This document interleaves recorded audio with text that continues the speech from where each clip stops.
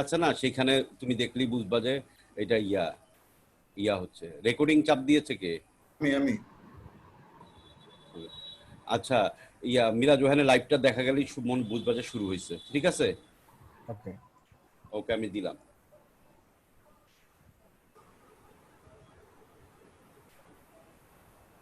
সবাইকে স্বাগত জানাচ্ছি এমআরডিআই এর কোভিডকালীন আয়োজন কোভিড-19 ওয়েবিনার সিরিজে। আমরা এর আগে অনুসন্ধানী সাংবাদিকতা, সাংবাদিকদের নিরাপত্তা, এরকম বিভিন্ন বিষয় নিয়ে আমরা এবং গুজব, এরকম বিভিন্ন বিষয় নিয়ে 6টি ওয়েবিনার আয়োজন করেছি। এটি আমাদের 7ম ওয়েবিনার। এবারের বিষয় হচ্ছে করোনা মহামারীতে তথ্য অধিকার আইনে তথ্য পাওয়া। আমাদের অনেক সাংবাদিক বন্ধুরাই বলছিলেন যে এই বিষয়টি নিয়ে তারা আরো শুনতে চান, জানতে চান এবং কিভাবে তথ্য অধিকার আইনকে এই সময়টাতে কাজে লাগাতে পারেন সেই বিষয়ে তারা আরো গভীর ধারণা চান। এটার কারণ হলো করোনা ভাইরাসের ব্যাপ্তির কারণে যখন মানুষের চলাচল সীমিত হয়ে পড়েছে, অনেক সোর্সের সাথে দেখা করা যখন সম্ভব হচ্ছে না, তখন তাদের অনেকেই মনে করেছেন হয়তো এই তথ্য অধিকার আইন তাদের জন্য একটি বড় শক্তি হতে পারে। ঠিক এরকম একটি আগ্রহকে মাথায় রেখে আমরা এই ওয়েবিনারটি আয়োজন করেছি এবং এখানে আমরা মূলত কয়েকটি বিষয় আলোকপাত করব। প্রথমত, এখন সময়টা কেমন যাচ্ছে, সাংবাদিকদের অভিজ্ঞতার কথা শুনবো, তারা আবেদন করতে গিয়ে কেমন পরিস্থিতির মুখোমুখি পড়ছেন।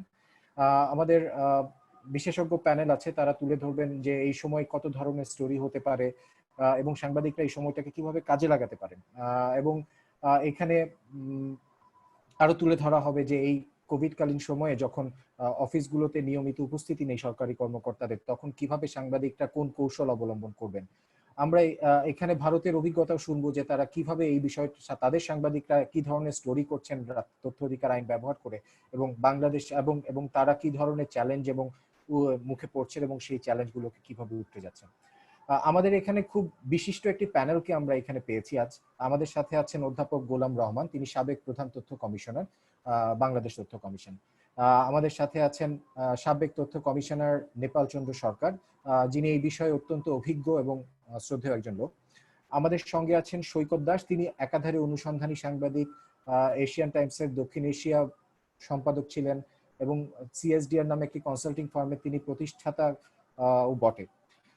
এবং তিনি তথ্য অধিকার আইন নিয়ে তার কাজ দীর্ঘদিনের। এরকম একটি প্যানেল আমাদের সঙ্গে থাকবে। আমাদের সঙ্গে থাকবেন হাসিবুর রহমান মুকুর, যিনি এমআরডিআর তথ্য এক্সিকিউটিভ ডিরেক্টর এবং তিনি দীর্ঘদিন তথ্য অধিকার আইন নিয়ে কাজ করে আসছেন এবং বিভিন্ন সাংবাদিক বন্ধুরাও আমাদের সাথে যোগ দিয়েছেন এবং তারা আমাদের সাথে কথা বলবেন। প্রথমে আমি একটু একটি সময় সংক্রান্ত বিষয় বলে নিই। আমাদের সময় সীমিত, আমরা 1.5 ঘন্টা ভিতরে আলোচনাটা শেষ করার চেষ্টা করব। প্রত্যেক প্যানেল 15 মিনিটের ভিতরে তাদের অবস্থান তুলে এবং তাদের প্রেজেন্টেশন তুলে ধরার চেষ্টা করবেন, বক্তব্য তুলে ধরার চেষ্টা করবেন। এর মাঝখানে আমরা আমাদের সাংবাদিক বন্ধুদের অভিজ্ঞতা এবং প্রশ্ন শুনবো। আপনারা আপনাদের প্রশ্ন চ্যাট যে বক্সটা আছে সেখানে লিখে জানাতে পারেন। লেখার সাথে সাথেই আমরা প্রশ্নগুলো আমাদের বিশেষজ্ঞ প্যানেলের কাছে তুলে ধরবো। আমি আর কথা না বাড়িয়ে আসলে শুরু করে দিতে চাই এবং এই আলোচনা চলার সাথে সাথে আমরা তথ্য অধিকার আইন নিয়ে অনেকগুলো রিসোর্স আপনাদের সাথে শেয়ার করব, যেগুলো আপনাদের সাংবাদিকতার প্রয়োজনে কাজে আসবে। এবং আপনাদের কোনো মতামত বা প্রশ্ন থাকলে অবশ্যই দ্বিধা করবেন না। আমাদের ফেসবুক পেজেও এটি লাইভ হচ্ছে এমআরডিআই এর, সেখান থেকে আপনারা এটি দেখতে, অনেকে সরাসরি দেখতে পারেন এবং সেইখানেও মতামত জানাতে পারেন। আমরা আর কথা না বাড়িয়ে শুরু করছি। প্রথমে গোলাম রহমান স্যারের কাছে আমরা যেতে চাই। অধ্যাপক গোলাম রহমান, আপনি যদি আপনার উপস্থাপনাটা আমাদের সামনে তুলে ধরেন আমাদের সাংবাদিক বন্ধুদের জন্য। ধন্যবাদ। আমি সরাসরি প্রেজেন্টেশনে চলে যাই, কারণ হচ্ছে যে এই করোনাকালীন কোভিড-19 পর্যায়ের যে অবস্থা, সংকটকালীন অবস্থা, সেখানে সাংবাদিকদের অনেক বড় দায়িত্বশীল কাজকর্মের মধ্যে তারা কিভাবে আরটিআই ব্যবহার করতে পারেন আমি একটি প্রেক্ষাপট আলোচনা করব এবং আরটিআই এর যে প্রয়োজনীয়তা সেটা আলোচনা করব এবং আমরা গণমাধ্যমে কি অবস্থায় রয়েছি একটা সিচুয়েশন অ্যানালাইসিস করার চেষ্টা করব। কারণ হচ্ছে যে গণমাধ্যম, বিশেষ করে পত্র পত্রিকা, টেলিভিশন, রেডিও, এগুলো একটা ট্রানজিশনের মধ্যে আছে। শুধু করোনাকালীনের জন্য নয়, এর আগে থেকেই because of net connectivity, internet connectivity আমাদের কাছে পুরো দৃশ্যটা পাল্টে যাচ্ছে। গণমাধ্যম ব্যবহার এবং গণমাধ্যমের যে কনজাম্পশন সেটাও পাল্টে যাচ্ছে। সুতরাং একটা পরিবর্তিত পরিস্থিতির মধ্যে আমরা করোনা কালীন যে সংকট সেটা আমাদের মধ্যে উপস্থাপিত হয়েছে এবং সেইখানে সাংবাদিকদের দায় দায়িত্ব সেখানে আমরা আলোচনা করব। আমি আমি শেয়ার করছি।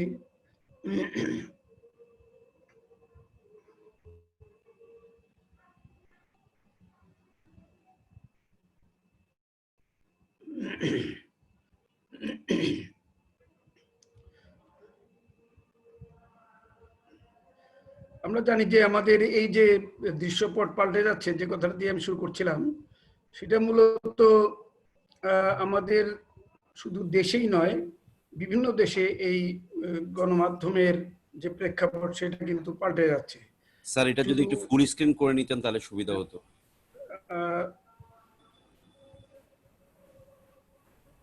জি, থ্যাংক ইউ। ওকে, এখন এখানে দেখা যাচ্ছে যে শুধু বাংলাদেশই নয়, এটা একটা মিশ্র ব্যাপার হিসেবে দাঁড়িয়ে যাচ্ছে।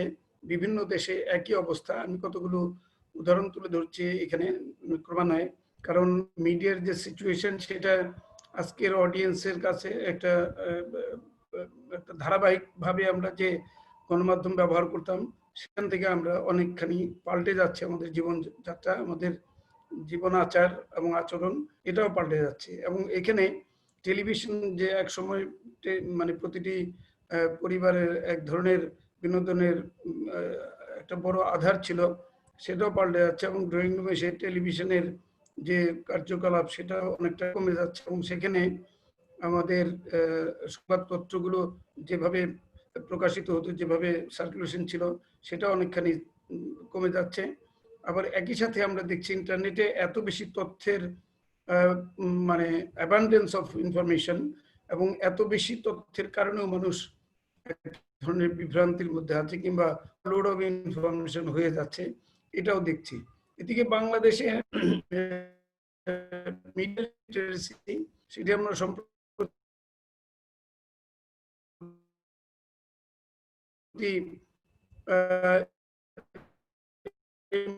এর একটি ন্যাশনাল লেভেলের একটি মিডিয়া ব্যবহার করার কোনো সময় নেই।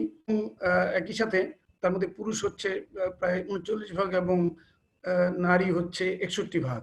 সুতরাং এই যে অবস্থায় এখানে শুধু যে কোভিডের আমাদের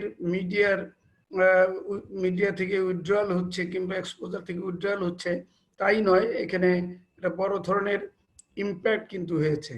আমরা জানি ইতিমধ্যে কিছু তথ্য যে আমাদের সংবাদপত্রগুলো অনেকগুলোই বন্ধ হয়ে গেছে। ঢাকা 8টা ডিভিশনে 254টা সংবাদপত্রের মানে সংবাদপত্র এখন মানে বন্ধ হয়ে আছে। মাত্র 86টা সংবাদপত্র চালু আছে বলে আমরা প্রথম আলোতে সবুজ্জামানের একটি আর্টিকেল থেকে এটা জানতে পারি। আরেকটি বিআইজেএন রিপোর্ট করেছে যে করোনা 75টি সম্পূর্ণভাবে বন্ধ হয়ে আছে। এবং এখানে এটি বিআইজেএন একটা স্টাডি করেছে এবং সেই স্টাডি থেকে আমরা পাচ্ছি। সুতরাং তাতে করে বোঝা যাচ্ছে যে গণমাধ্যমের একটা সীমাবদ্ধ অবস্থার মধ্যে আমরা কিন্তু এই করোনাকালীন যে চ্যালেঞ্জ সেটাকে আমরা ফেস করছি। আমি যদি বিশ্বের অন্যত্র দেখি যে এই ক্রাইসিসটা ডিপেন্ড হচ্ছে থ্রু আউট দ্য ওয়ার্ল্ড। এখন কানাডাতে 135টা কানাডিয়ান মিডিয়া অর্গানাইজেশন তারা ক্লোজ ডাউন করেছে মার্চের 2020-এর মধ্যে, এবং এপ্রিল 2000 পজিশন কানাডাতে সাংবাদিকদের মানে জব কাট হয়ে গেছে। এবং আমেরিকাতে 36,000 জার্নালিজমের যে মানে চাকরি সেগুলি বন্ধ হয়ে গেছে।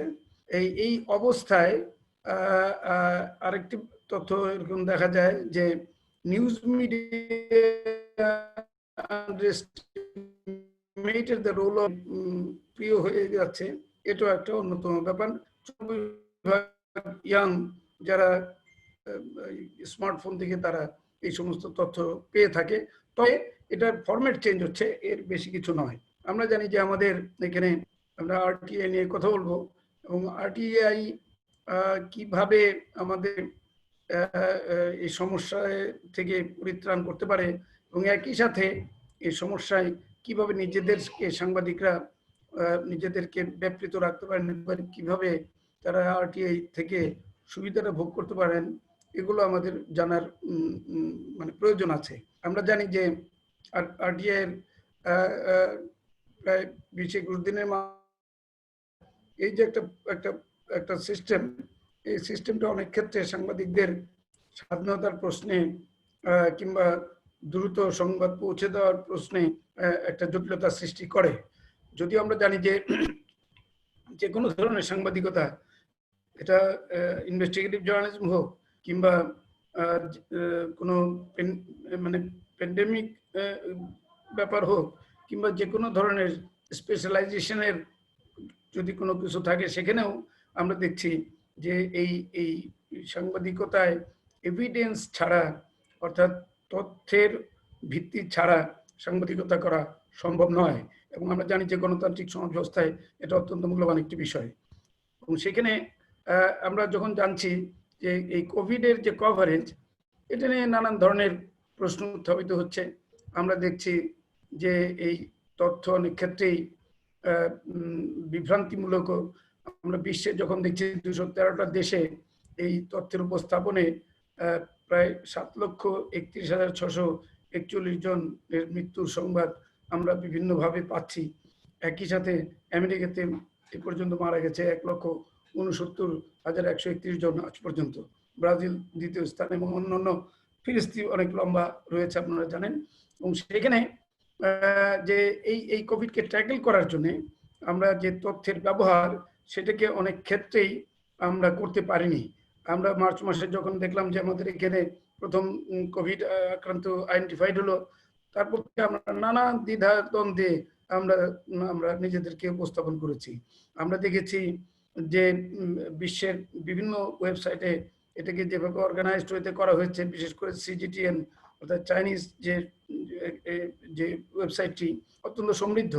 সেখানে প্রতিদিনের যে কোভিড সংক্রান্ত তথ্য আপডেট করা হচ্ছে এবং তাতে গ্রাফিক্যাল রিপ্রেজেন্টেশন হচ্ছে। এবং সেই জায়গাতে আমরা অনেক এই গ্রাফিকের রিপ্রেজেন্টেশন এবং দ্য সেম টাইম যে তথ্যের যে উপস্থাপন, সেখানে অনেক বেশি মানে মানে টেকনোলজিক্যাল যে ডেভেলপমেন্ট, সেটাকে ব্যবহার করে তারা ইন্টারঅ্যাক্টিভ তথ্য পরিবেশন করে যাচ্ছে। এবং বিশ্বের 213টা দেশের চিত্র সহ ম্যাপ সহ তারা উপস্থাপন করতে পারছে এবং প্রতিদিন সেই আপডেট তারা দিচ্ছে। সুতরাং এই সিচুয়েশনের মধ্যে আমরা কিন্তু আমাদের গণমাধ্যম পুরোপুরি আমরা ফেল করেছি বলে আমার মনে হয়। কেন ফেল করেছি? আমাদের গণমাধ্যম রুটিন অ্যাক্টিভিটিস হিসেবে চালু আছে।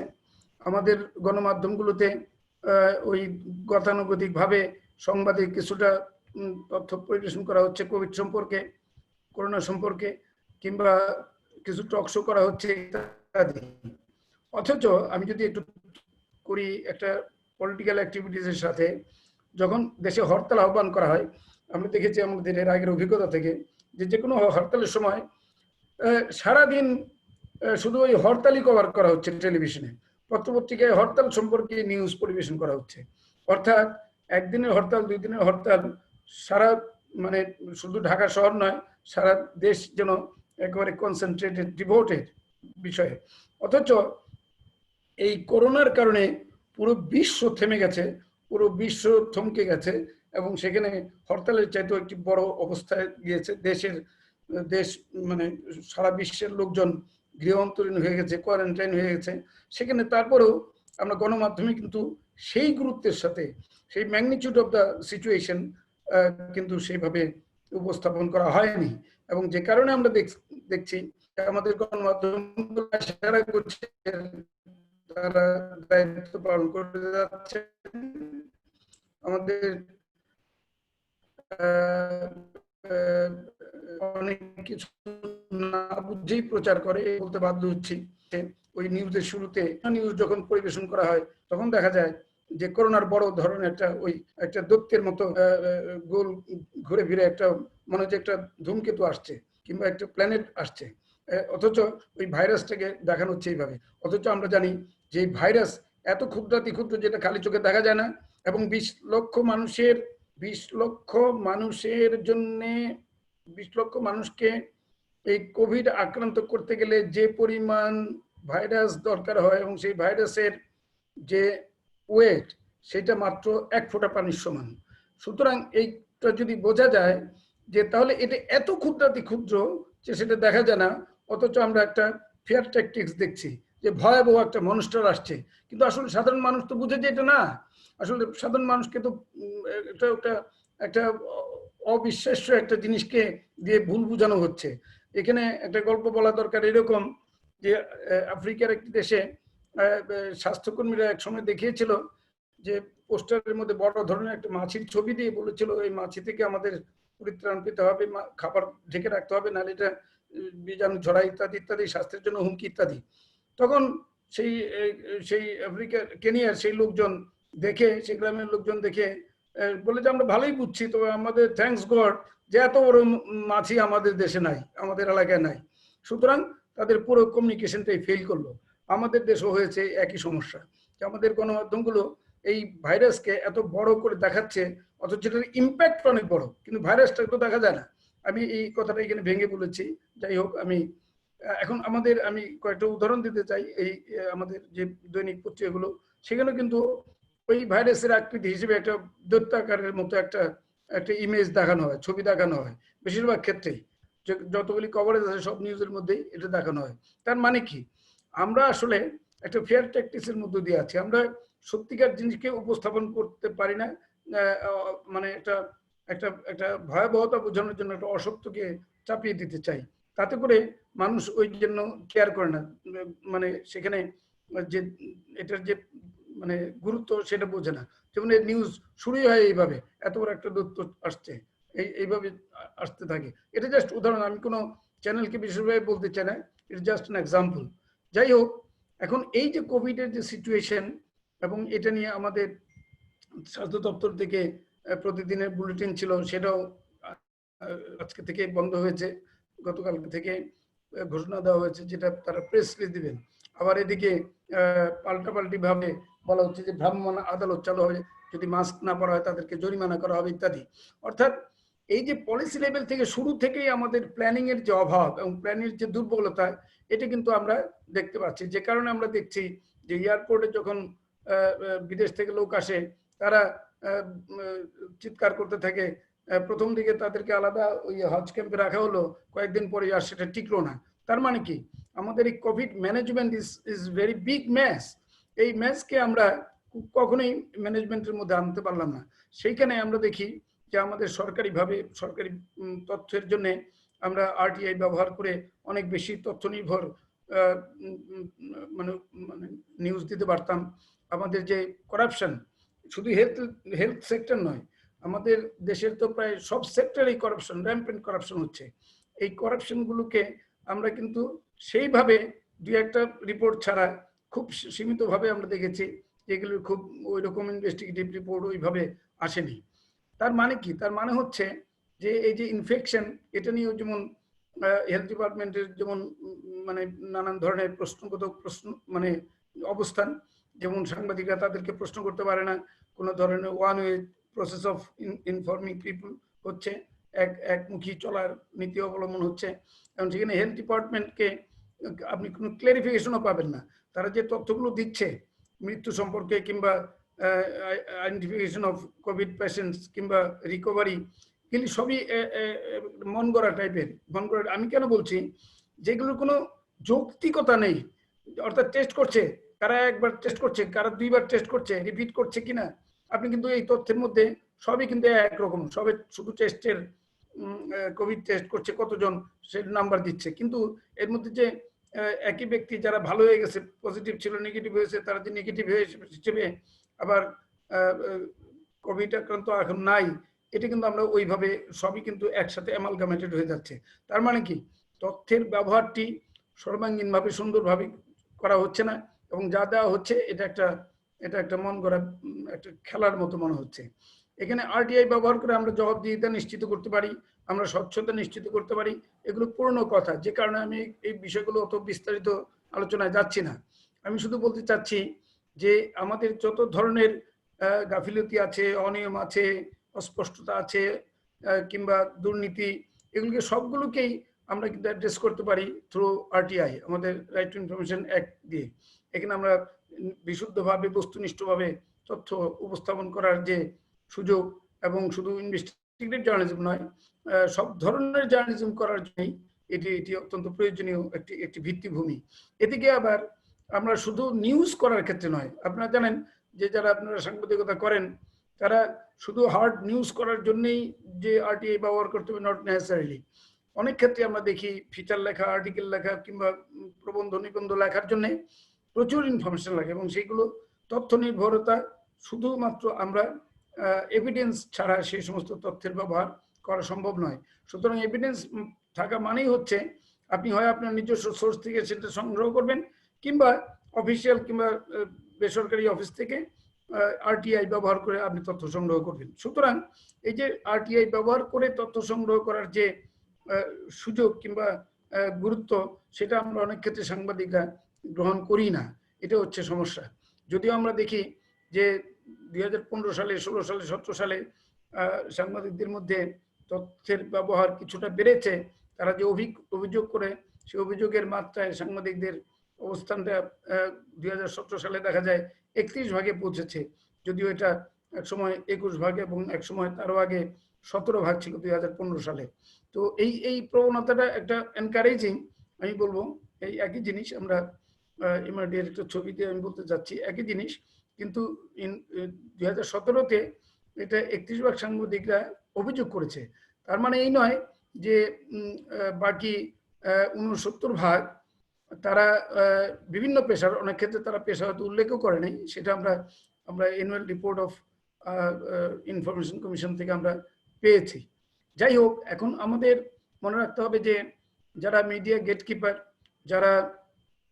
যারা এই সংবাদকে পরিবেশন করতে গিয়ে পত্রপত্রিকা কিংবা টেলিভিশন রেডিওতে যারা দায়িত্ব পালন করেন, বিশেষ করে নিউজ এডিটর কিংবা শিফট ইনচার্জ কিংবা অ্যাসাইনমেন্টার কিংবা বিভিন্ন নামে ডাকা হয় এদেরকে, তাদের যে দায়বদ্ধতাটা, তারা যদি ভিতর থেকে মনে করেন যে আরটিআই ব্যবহার করে এই দায়িত্ব পালন করা সম্ভব, তাহলে সে একজন সাংবাদিককে সেইভাবে দায়িত্ব দেওয়া যেতে পারে।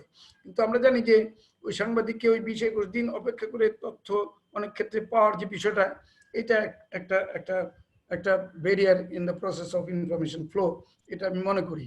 একই সাথে আবার এটাও ঠিক, সাংবাদিকদের সাথে অফিসের যে একটা যোগসূত্র কিংবা তাদের যে সম্পর্ক কিংবা ইন্টার রিলেশনশিপ, এটা কিন্তু একটা বড় ব্যাপার। তাদের একটা সদ্ভাব থাকতে হয়, তাহলে তারা হয়তো ওই তথ্য অনেক বেশি দ্রুত দিতে পারে। এখন যেমন টেলিফোনে অনেক তথ্য দেওয়া হচ্ছে, একদিন দুদিনের মধ্যে প্রচুর তথ্য বিভিন্ন অফিস থেকে দেওয়া হচ্ছে। সুতরাং তথ্য একেবারে দেওয়া হচ্ছে না সেটাও ঠিক না, তবে ইট ইজ এ কালচার। এই কালচারটাকে আমাকে একটা পজিটিভ ওয়েতে ব্যবহার করতে হবে, এটি হচ্ছে ইম্পর্টেন্ট। এবং আমরা জানি যে আমাদের আরটিআই অ্যাক্টের যে প্রোঅ্যাক্টিভ ডিসক্লোজার অফ ইনফরমেশন, এটা অত্যন্ত উপযোগী এবং সুন্দর একটা বিষয়। যে বিষয়টি হচ্ছে যে এখানে ওয়েবসাইট থেকে তারপরে বিভিন্ন অফিসের যে পাবলিকেশনস, সেগুলো থেকে প্রচুর ইনফরমেশন সাংবাদিকরা পেতে পারে। সুতরাং আমি শুধু এখানে জাস্ট বলতে চাই যে এই যে tracking system of information from both office এবং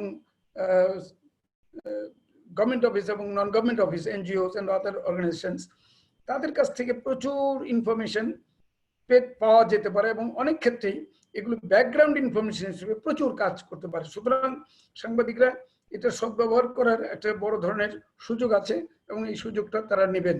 যেহেতু আমি জানি যে আরটিআই নিয়ে এরপরে আলোচনায় কিভাবে আরটিআই ব্যবহার করতে হবে তার স্পেসিফিক আইনগুলো নিয়ে আলোচনা করবেন, আমি সেই কারণে সেই আইনে আমি ঢুকছি না। আমি শুধু বলতে চাই যে সাংবাদিকতায় প্রচুর কাজ করার সুযোগ আছে, সেই সুযোগটাকে গ্রহণ করতে হবে। এবং এটাও ঠিক, আজকে যে সোশ্যাল মিডিয়ার প্রতাপ কিংবা সোশ্যাল মিডিয়ার যে প্রাধান্য, সেখানেও কিন্তু প্রচুর ইনফরমেশন দিয়ে মানুষকে উপকার করা যায়, মানুষকে সার্ভিস দেওয়া যায়।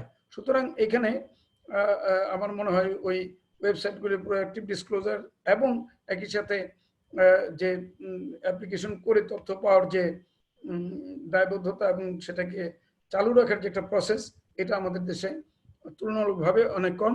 ভারতে আমরা দেখেছি বিভিন্ন রাষ্ট্রে, বিভিন্ন প্রদেশে অনেক বেশি, এবং সেটা খুব উদাহরণযোগ্য।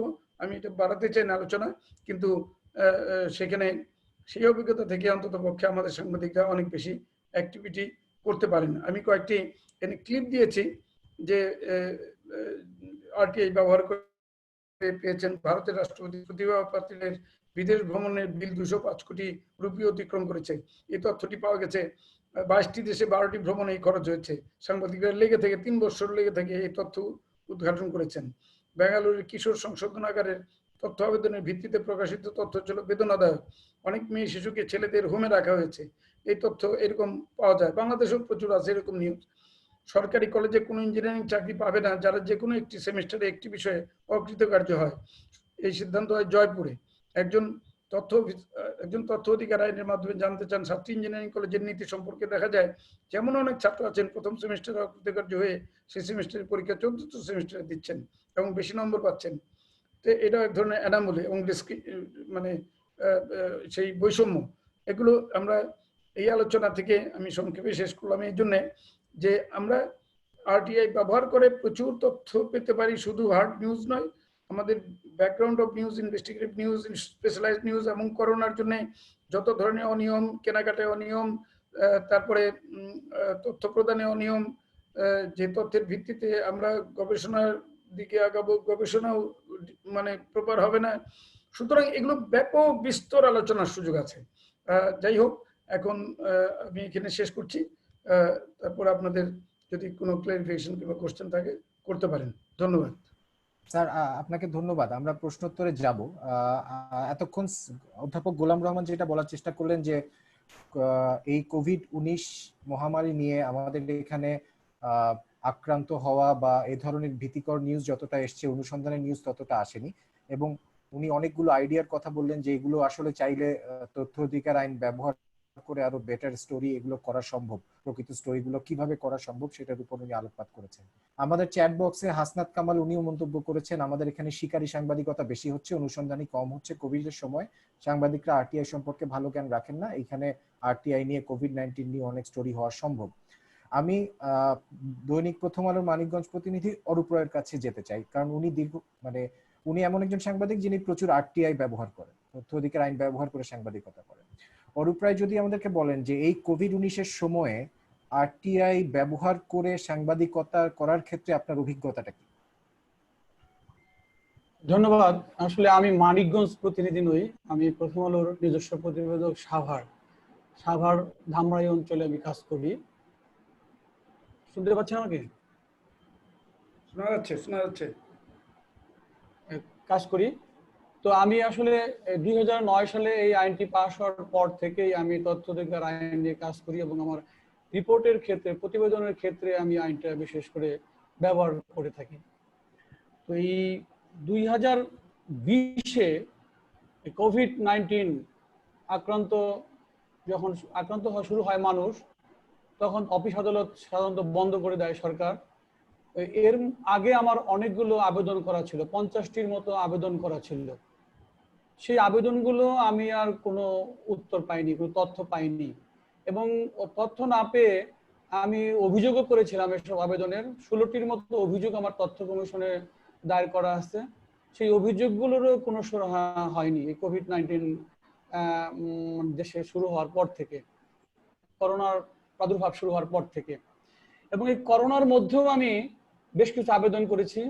এবং এবছর দেশের বিভিন্ন উপজেলায়, সব উপজেলাতেই, উপজেলা হেলথ কমপ্লেক্সগুলোতে সরাসরি বরাদ্দ দেওয়া হয়েছে কেনাকাটার জন্য। এটা আগে দেওয়া হতো না। তো এই স্বাস্থ্য বিভাগের ব্যাপক দুর্নীতি এবং অনিয়মের এইসব তথ্য উদ্ঘাটিত হওয়ার পর আমি বেশ কয়েকটি উপজেলায়, যেমন ধামরাই, সাভার, মানিকগঞ্জ সদর, সাটুরিয়া উপজেলা সহ কয়েকটি উপজেলায় বরাদ্দ এবং তাদের কেনাকাটা সম্পর্কিত তথ্য আবেদন করেছি। এবং এই করোনার মধ্যে, এবং আমি সাভারের পিআইও অফিস থেকে একটি স্টেডিয়াম নির্মাণ করা হচ্ছে, মিনি স্টেডিয়াম সাভারে।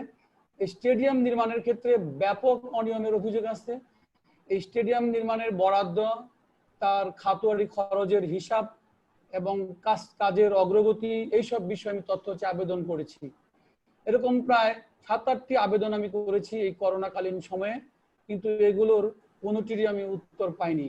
এমনকি এমন দেখা গেছে যে দুটি হেলথ কমপ্লেক্স থেকে আমাকে চিঠি দিয়ে বলা হয়েছে যে ক্রয় সংক্রান্ত সকল তথ্য ঊর্ধ্বতন কর্তৃপক্ষকে দেওয়া হয়েছে, অতএব এই সব তথ্য আর দেওয়ার কোনো সুযোগ নেই আপনাকে।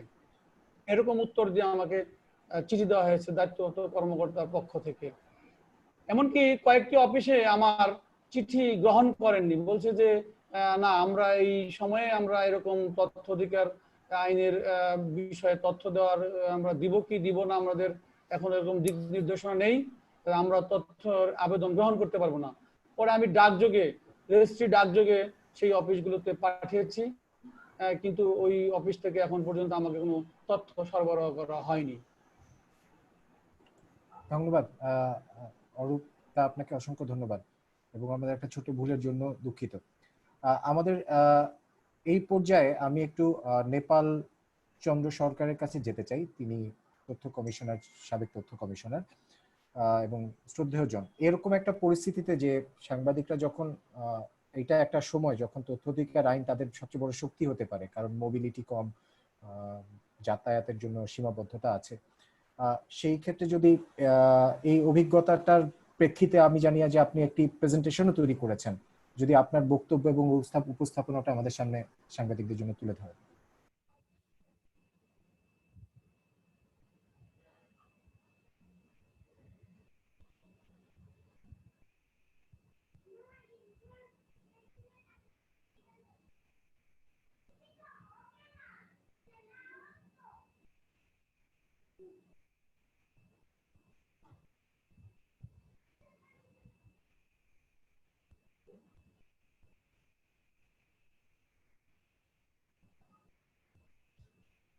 মিরাজ, তোমার সাউন্ড বন্ধ। নেপাল চন্দ্র সরকার তার প্রেজেন্টেশন নিয়ে তৈরি আছেন, আপনি যদি একটু আনমিউট করে আপনি বক্তব্যটা শুরু করেন।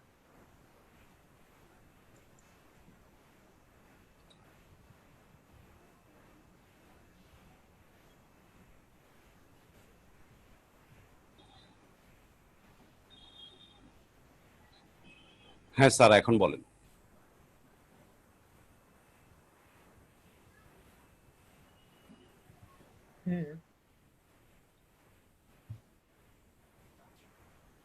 এই অনুষ্ঠানে উপস্থিত প্রাক্তন প্রধান তথ্য কমিশনার সহ অন্যান্য যারা উপস্থিত রয়েছেন তাদের সকলকে আমি আমার পক্ষ থেকে অভিনন্দন এবং আমার সালাম জানিয়ে আমি বক্তব্য শুরু করছি। আজকে আমি যে বিষয়গুলো আলোচনা করব, স্যারের বক্তব্য থেকে অনেক বাস্তব অবস্থা এখানে উঠে এসেছে। স্যার যে প্রেজেন্টেশনটা দিলেন সেখান থেকে অনেক তথ্য এখান থেকে উঠে এসছে। এর আমি problems of accessing information from public offices during COVID-19 and way out for journalists এই বিষয়টা নিয়ে আলোচনা করব।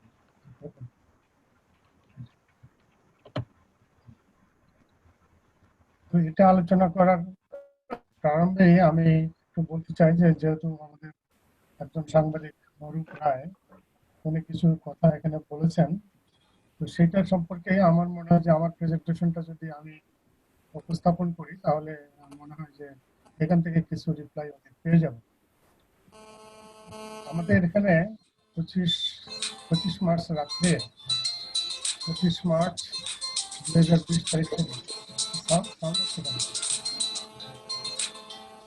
25 মার্চ 2020 তারিখ থেকে 30 মার্চ পর্যন্ত শোনা যাচ্ছে? 25 মার্চ থেকে 30/5/2020 তারিখ পর্যন্ত কিন্তু একটা জেনারেল হলিডে বা পাবলিক হলিডে এখানে ডিক্লেয়ার করা ছিল। আপনারা সবাই জানেন যে আমাদের যে তথ্য অধিকার আইন, তথ্য অধিকার আইনের 9 ধারায় কিন্তু বলা আছে যে ওয়ার্কিং ডেজ হিসাব করে তথ্যটা সরবরাহ করতে হবে। তো যেহেতু ওয়ার্কিং ডেজ হিসাব করে তথ্য সরবরাহ করতে হবে, সেই ক্ষেত্রে এই যে 26 তারিখ থেকে 26/3/2020 তারিখ থেকে 30/5/2020 তারিখ পর্যন্ত যেহেতু জেনারেল হলিডে বা পাবলিক হলিডে ডিক্লেয়ার করা ছিল, এই সময়টা কিন্তু তথ্য দেওয়ার ক্ষেত্রে একটা রেস্ট্রিক্টেড টাইম, এবং এই ক্ষেত্রে সবাইকে তথ্য সরবরাহ করার ক্ষেত্রে বাধ্য করা এটা সম্ভব ছিল না, কারণ অফিসগুলি তখন বন্ধ ছিল। শুধুমাত্র কতিপয় জরুরি, যেমন health, law and order, communication, telecommunication, power sector, এই ধরনের কয়েকটা অফিস কিন্তু চালু ছিল। কাজে এইগুলি ব্যতীত অন্যান্য সেক্টরে যদি কোনো আবেদন হয়ে থাকে, তো সেইগুলি কিন্তু ওই সময়ের মধ্যে এগুলির উত্তর দেওয়াটা সম্ভব ছিল না। কাজে এই 66 ডেজ যেটা হলো এই সময়ের মধ্যে, এই 66 ডেজকে দেখে আমরা কিন্তু একটা মানে ক্লিমেন্সির আওতায় আনতে পারি, এবং এটা ক্লিমেন্সির আওতায় আসবে বলে আমি মনে করি।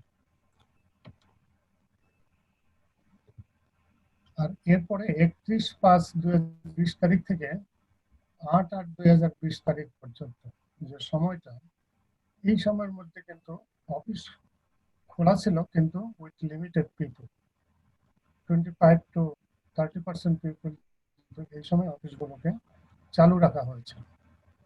এই চালু রাখার সময়েও কিন্তু দেখা গেছে যে অনেক অফিসে 20% লোক সেখানে উপস্থিত থাকেনি, কিন্তু সেটা থাকার কথা ছিল। যাই হোক, এই প্যান্ডামিকের সময়ে এটা কিন্তু একটা রিজনেবল এক্সকিউজ হিসেবে ধরে নেওয়া যায়। তবে এটার অর্থ এই নয় যে জরুরি ক্ষেত্রে যে তথ্যগুলো প্রয়োজন হবে সেইগুলোকে আমরা সরবরাহ করবো না, তথ্য সরবরাহ করবো না, এবং তথ্য সরবরাহ থেকে আমরা বিরত থাকবো, এই ধরনের বিষয় নয়। এটা কিন্তু ইনফরমেশন, এটা অবশ্যই দেখতে হবে বলে আমি মনে করি।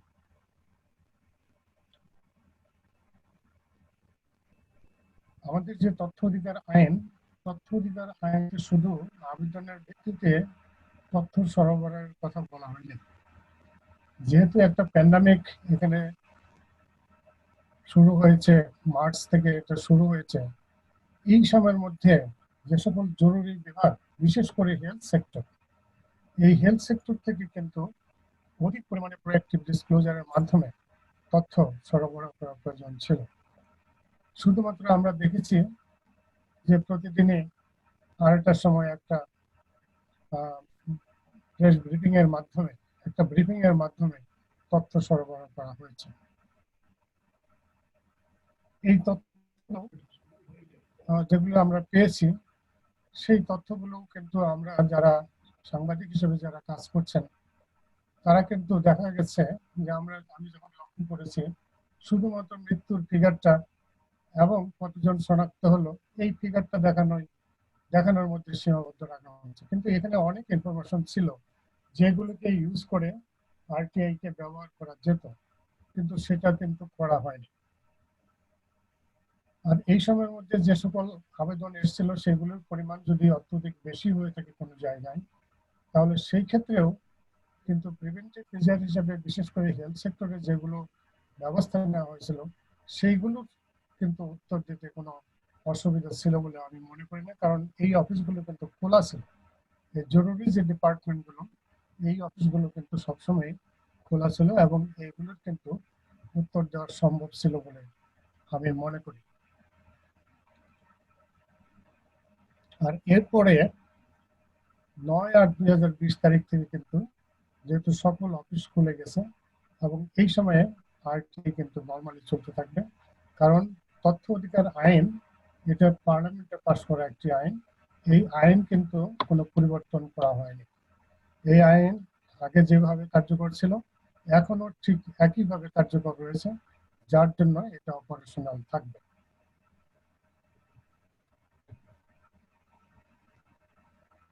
যে বিষয়টি এখন এসছে যে এই করোনাকালীন সময়ে বা করোনা পরবর্তী সময়ে বা বর্তমান সময়ে আমরা সবাই কিন্তু অফিসে হাজির হয়ে তথ্যের আবেদন করতে পারি না, বা যারা তথ্য নিতে চান তারা তাদের পক্ষে এটা সম্ভব হয় না। সেই ক্ষেত্রে কিন্তু ইমেলের ব্যবহারটা কিন্তু অত্যন্ত বেশি হচ্ছে, এবং এটা হতে পারে। এবং আইনের যে বিধান আছে, আমাদের যে তথ্য অধিকার আইনের আওতায় তথ্য কমিশন থেকে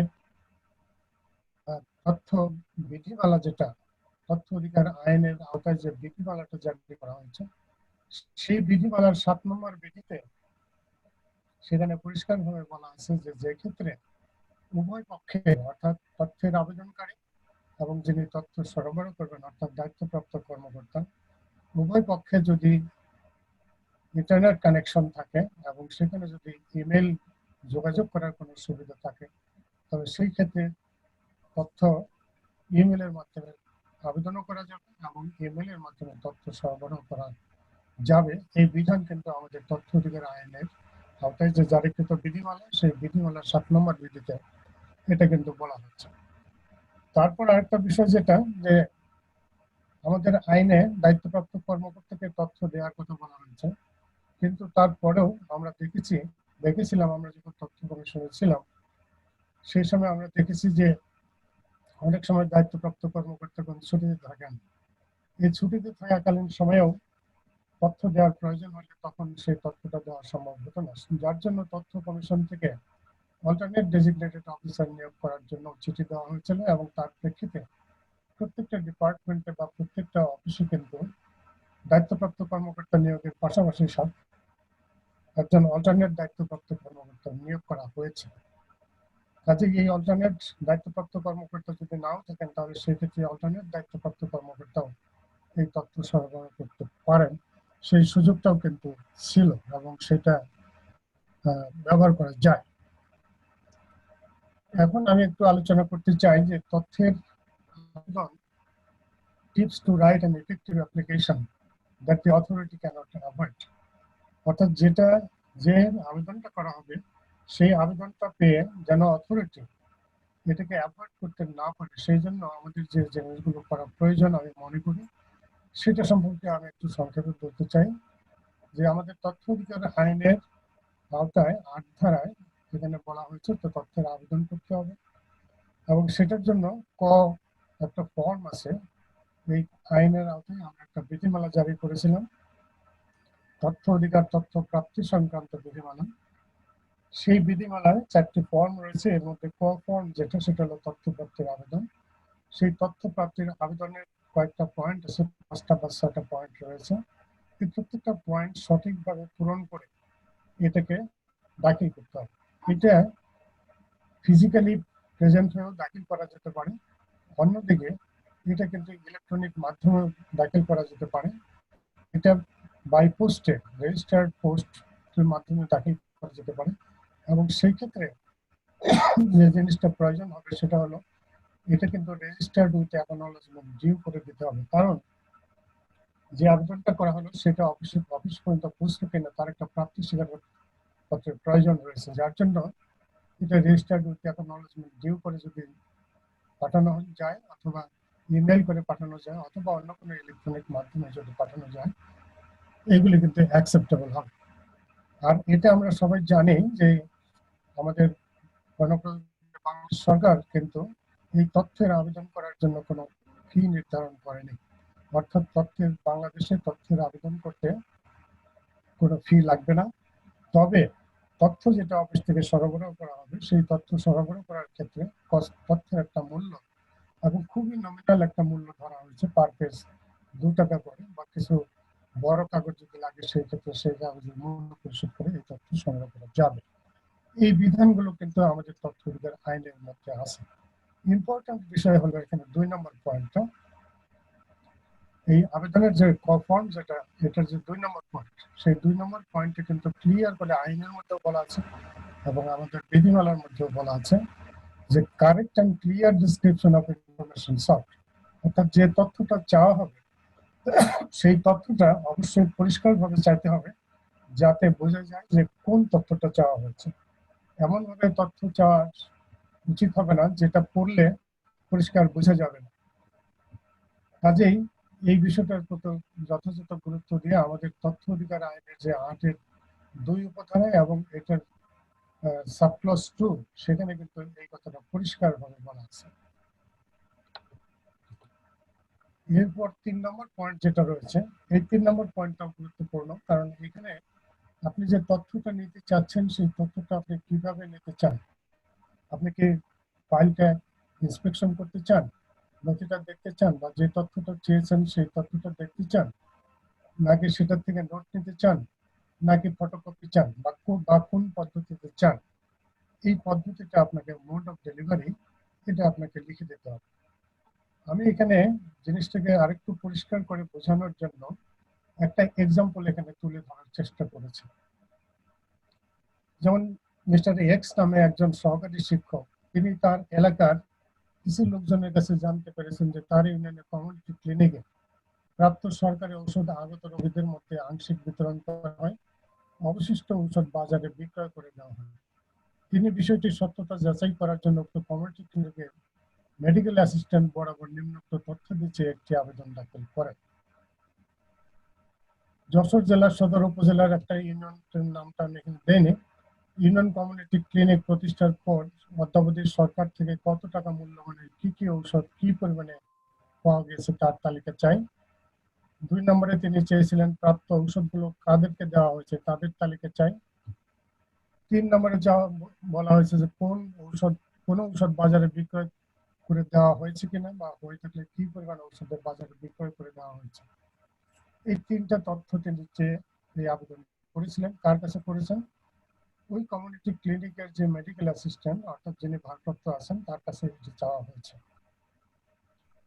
বিষয়টা হলো যে আমি যে একটু আগে যে 2 নম্বর পয়েন্টের কথা বললাম যে প্রত্যেকটা তথ্য যেটা চাওয়া হবে সেটা পরিষ্কার করে চাইতে হবে। এই ক্ষেত্রে কিন্তু এই যে আবেদনটি, এই আবেদনটির মধ্যে আমরা যেরকম ভুলও দেখতে পাচ্ছি, আমরা সেইভাবে এটার মধ্যে অস্পষ্টতাও দেখতে পাচ্ছি। কি অস্পষ্টতা? প্রথম যে ভুলটা এখানে করা হয়েছে সেই ভুলটা হলো কমিউনিটি মেডিকেল ক্লিনিক যেটা, এটা কিন্তু আপনার ইউনিয়ন পর্যায়ে অবস্থিত। আমরা জানি যে আমাদের তথ্য অধিকার আইনের আওতায় তথ্য প্রদান ইউনিটের যে ডেফিনেশন দেওয়া হয়েছে সেই ডেফিনেশন অনুযায়ী সর্বনিম্ন হচ্ছে উপজেলা পর্যায়ের সংশ্লিষ্ট অফিস যেটা, সেই অফিস এই তথ্য সরবরাহ করবে। কাজেই তথ্যের যে আবেদনটা করা হয়েছে এই আবেদনটাই যথাযথ কর্তৃপক্ষের কাছে করা হয়। এই যে একটা ভুল এখানে প্রথমেই দেখা যাচ্ছে। তারপর যেটা বলা হয়েছে কমিউনিটি ক্লিনিক প্রতিষ্ঠার পর থেকে অদ্যাবধি সরকার থেকে কত টাকা মূল্যমানের কি কি ঔষধ কি পরিমাণে পাওয়া গিয়েছে তার তালিকা চাই। যখন কোনো তালিকা চাওয়া হবে সেই তালিকা কিন্তু নতুন করে তৈরি করে দেওয়ার কিন্তু একটা সুযোগ থাকে। কাজেই এই আছে যদি এটা এভাবে চাওয়া হতো যে সরকার থেকে যে সকল ঔষধ এখানে সরবরাহ করা হয়েছে যে ইনভয়েসের মাধ্যমে, সেই ইনভয়েসের কপি চাই, তাহলে কিন্তু সেখানে চেঞ্জ করার বা নতুন করে তালিকা তৈরি করে দেওয়ার কোনো সুযোগ কিন্তু এখানে তৈরি হয় না। এটা একটা বিষয়। আরেকটা বিষয় হলো এখানে যে তথ্যটা চাওয়া হলো ক্লিনিক প্রতিষ্ঠার পর থেকে অদ্যাবধি। এখন ক্লিনিক প্রতিষ্ঠা হয়েছে, আমরা যদি ধরে নিই যে 15 বছর আগে ক্লিনিক প্রতিষ্ঠা হয়েছে, সেই ক্ষেত্রে এই 15 বছরের তথ্য কিন্তু ওই কমিউনিটি সেন্টারকে দেওয়া সম্ভব হবে না। ওই কমিউনিটি সেন্টার কেন, ঊর্ধ্বতন যে কনসার্ন অফিস, অর্থাৎ এটা যদি ফ্যামিলি প্ল্যানিং এর হয়ে থাকে ক্লিনিকটা, তাহলে ফ্যামিলি প্ল্যানিং অফিস, আর যদি হেলথের হয়ে থাকে তাহলে ইউএসএফপি এর অফিস যেটা, সেই অফিস থেকে এটা দেওয়া সম্ভব হবে না। কি কারণে সম্ভব হবে না? সম্ভব হবে না এই জন্য যে আমরা জানি যে তথ্য সংরক্ষণ করার জন্য কিন্তু একটা তথ্য সংরক্ষণ ও ব্যবস্থাপনা প্রবিধানমালা তথ্য কমিশন থেকে জারি করা হয়েছে। আর অনেক ডিপার্টমেন্টের কিন্তু নিজস্ব তথ্য সংরক্ষণ ব্যবস্থাপনার জন্য বিধিমালা বা প্রবিধানমালা রয়েছে, এবং সেই অনুযায়ী তথ্যের কিন্তু 4টা ক্লাসিফিকেশন আছে। এখন এখানে যে তথ্যটা চাওয়া হয়েছে এই তথ্য কিন্তু আপনার 15 বছর রাখা হবে, এই তথ্য বড়জোর 3 বছর পর্যন্ত রাখা হবে, তারপরে কিন্তু এই তথ্যগুলো বিনষ্ট করার কথা। কাজেই এই যে যখন তথ্যটা চাওয়া হবে, চাওয়ার সময় কিন্তু যারা আবেদনটা করবেন তাদের একটু জানা প্রয়োজন যে তিনি কোন ধরনের তথ্যটা চাচ্ছেন, সেই তথ্য কত বছর পর্যন্ত প্রিজার্ভ করার কথা। এই বিষয়গুলো যদি তিনি জেনে স্পষ্টভাবে উল্লেখ করেন তাহলে কিন্তু এই আবেদনটা আরো স্পষ্ট হবে। তারপরে 2 নম্বর পর্যায়ে প্রাপ্ত ওষুধগুলো কাদেরকে দেওয়া হয়েছে তাদের তালিকা চাই। এখন এই যে তালিকা চাইলেন, আমরা তালিকা চাওয়ার যে বিষয়টা আমি আগেও বলেছি যে তালিকা কিন্তু নতুন করে তৈরি করে দেওয়া যায়। এটা না চেয়ে আমরা যদি এখানে চাইতাম যে রেজিস্টারের মাধ্যমে ঔষধ সরবরাহ করা হয় সেই রেজিস্টারের কপি চাই, তাহলে কিন্তু এই ক্ষেত্রেও ওই একই বিষয়, এই যে তালিকা তৈরি করে দেওয়া, ইচ্ছা মতো তৈরি করে দেওয়া, সেটা দেওয়া সম্ভব হতো না। এবং সাথে সাথে এটাকে ভেরিফাই করার জন্য আমরা যদি এটা চাইতাম যে প্রেসক্রিপশনের বিপরীতে এই ওষুধগুলো সরবরাহ করা হচ্ছে সেইগুলি কপি চাই, তাহলে কিন্তু এখান থেকেই ভেরিফাই করার একটা সুযোগ যেটা তৈরি হতো। 3 নম্বর পয়েন্ট যেটা হয়েছে বলা হচ্ছে সেটা হলো যে ঔষধ বাজারে বিক্রয় করা দেওয়া হয়েছে কিনা। এটা কোনো ডিপার্টমেন্টই কোনোদিনও বলবে না যে ঔষধ বাজারে বিক্রয় করে দেওয়া হচ্ছে, এটা কোনোদিনও বলবে না। কাজে এই ধরনের প্রশ্ন না করাই ভালো। বরং এরকম ক্ষেত্রে কি পদ্ধতি অনুসরণ করে এটা বিতরণ করা হয়েছে, এটার জন্য সরকারের কি সার্কুলার ছিল এটা বিতরণ করার জন্য, সেটার কপি চেয়ে এবং সেই অনুযায়ী বিতরণ তালিকা এবং আপনার ওই যে প্রেসক্রিপশন এইগুলি যদি চেক করে দেখা হতো, তাহলে কিন্তু এই ক্ষেত্রে এখানে যে সমস্যাটা আসছে সেই সমস্যাটা কিন্তু বের হয়ে আসতে বলে আমার কাছে মনে হয়েছে। এবং এই অস্পষ্টতাগুলো, এই ভুলগুলো কিন্তু এই আবেদনটির মধ্যে রয়েছে। সেরকম ক্ষেত্রে প্রতিটি ক্ষেত্রে যদি আমরা একটু চিন্তা ভাবনা করে তথ্যের আবেদনটা যদি আমরা করি, তাহলে কর্তৃপক্ষগুলোরও টনক নড়বে এবং জবাব দিতে বাধ্য থাকবে। আমি শেষ করবো এখন, খুব সংক্ষেপে বলবো এখন। এরপরে যে বিষয়টা আছে অ্যাপিল, আমরা কি যদি তথ্য না দেয় তাহলে সেখানে অ্যাপিল করার বিষয় আছে। অ্যাপিল করার জন্য ফর্ম গ ব্যবহার করতে হয়, 30 দিনের মধ্যে আপিল করতে হবে। এবং 30 দিনের মধ্যে যদি আপিল করা না হয় তাহলে সেই ক্ষেত্রে আরো 30 দিন মানে রিজনেবল কজ এক্সপ্লেইন করে যদি করা হয় তারপরেও কিন্তু আবেদন গ্রহণ করা যাবে। এবং সর্বশেষ স্টেপ হলো তথ্য কমিশনে কমপ্লেইন করা, এবং সেই কমপ্লেইন করার জন্য একটা ফর্ম আছে, সেই ফর্মটাকে ব্যবহার করে এটা করা যেতে পারে 30 দিনের মধ্যে। এবং তথ্য কমিশনকেও কিন্তু একটা নির্ধারিত সময়সীমা, ইনিশিয়ালি 45 দিন এবং এরপরে সর্বোচ্চ 75 দিনের মধ্যে এগুলি ডিসপোজ করার কথা বলা আছে। আর ওই পর্যায়ের মধ্যে আমি যেটা বলতে চাই যে তথ্য অধিকার আইন এটি একটি আইন, এটি কিন্তু কোনো সার্কুলার নয়। এই আইনে যেহেতু তথ্য দিতে বাধ্য করা হয়েছে, বাংলাদেশের নাগরিকদেরকে তথ্য চাওয়ার অধিকার দেওয়া হয়েছে এবং সাথে সাথে একই ধারায় সংশ্লিষ্ট প্রতিষ্ঠানগুলোকে বা সংশ্লিষ্ট দপ্তরগুলোকে তথ্য দিতে বাধ্য করা হয়েছে। কাজেই এই আইন ব্যবহার করে শুধুমাত্র 7 ধারায় যে কয়েকটা তথ্য দেওয়ার না দেওয়ার কথা বলা আছে, এই তথ্যগুলো বাদ দিয়ে বাকি সকল তথ্য অধিকার আইন ব্যবহার করে পাওয়া সম্ভব। কাজেই আমরা যেন হোপলেস না হই। আমরা এই প্যান্ডামিক ইতিমধ্যে আমরা সেই সময়টা পার হয়ে এসেছি। কাজেই আমরা let us proceed up to the last point under RTI law to achieve the desired goals of transparency, accountability and reducing corruption. আমি এটুকু বলে আমার বক্তব্য সংক্ষেপে এখানে উপস্থাপন করলাম। তাতেও মনে হয় যে সময় মধ্যে একটু বেশি লেগে গেছে। আপনাদের সকলকে ধন্যবাদ দিয়ে আমার বক্তব্য এখানে শেষ করছি। আপনাকে অনেক ধন্যবাদ। আমরা নিশ্চয়ই অনেকে প্রশ্ন করছে, কয়েকটি প্রশ্ন এর ভিতরে এসে পড়ছে, এগুলো নিয়ে পরে আসবো। তার আগে আমি একটু আপনি তৌফিক ভাইয়ের কাছে যেতে চাই। তৌফিক আলী দীর্ঘদিন ধরে সাংবাদিকতা করেন এবং আরটিআই নিয়ে অনেক কাজ করেছেন। এই সময়টাতে আপনার অভিজ্ঞতা সম্পর্কে যদি আমাদের একটু বলতে পারেন এবং সেই বাস্তবতায় আসলে সাংবাদিকদের কি করার আছে একটু যদি একটু আলোকপাত করেন খুবই সংক্ষেপে 3 মিনিটে। ধন্যবাদ। আমাকে শোনা যাচ্ছে? হ্যাঁ, শোনা যাচ্ছে। আমি তাহলে ভূমিকা ছাড়া মূল প্রসঙ্গে চলে যাই সরাসরি। সকলের স্যার আছেন, নেপাল চন্দ্র সরকার আছেন, আপনাদের সকলের অনুমতি নিয়ে সময়টাকে ইউটিলাইজ করি। আমি মূলত মিরাজ ভাই যেটা বলেছেন হয়তো একটু বিনয়ের সঙ্গে বলেছেন, আমি অনেক কাজ করিনি, তবে আমি অল্প কাজ করেছি উইথ অ্যাবসলিউট ফোকাস। অল্প কাজের উদ্দেশ্য কি ছিল সেটা আমি শেষের 1.5 মিনিটে বলবো। আমি ফিরে আসি যে এমআরডিআই কে ধন্যবাদ দিয়ে এমআরডিআই এর যে মূল বিষয়, যে ধারণার যে কনসেপ্টটি, সেই জায়গাটাতে আমি একটু আলোকপাত করি। প্রথমে সেটা হলো যে এই চলমান করোনা প্যান্ডেমিকে আরটিআই সাংবাদিককে কতটা ফ্যাসিলিটেট করতে পারে, কতটা এম্পাওয়ার করতে পারে। এই প্রশ্নে আমার কাছে 2-3টা বিষয় সাধারণভাবে আমার মনে আসছে। সেটা হলো যে আরটিআই আরটিআই আইনটি কোভিড প্যান্ডেমিকের আগে যেমন ছিল, কোভিডের সময় তেমনই আছে, এখনো তেমনই রয়েছে। কোভিড একটা গুরুতর ম্যাসিভ একটা পরিবর্তিত ওভারওয়েলমিং যে শব্দটা আমি ব্যবহার করতে চাই, this is an overwhelming situation. প্রাক্তন কমিশনার নেপাল চন্দ্র সরকার কিছুটা আলোকপাত করেছেন। উনি পরিষ্কারভাবে বলেছেন যে মার্চ মাসের 26 তারিখ থেকে শুরু করে যে কর্মদিবসের সংখ্যা তিনি বলেছেন 9 অগস্টের আগ পর্যন্ত এই সময়টা অফিসিয়ালি চাইলে মানে কেন্দ্রীয় সরকারের সিদ্ধান্ত মোতাবেক চাইলে যে কোনো ডিও, যে কোনো কর্তৃপক্ষ, যে কোনো অফিস চাইলেই এই আরটিআই অ্যাপ্লিকেশনটা হোল্ড করতে পারে।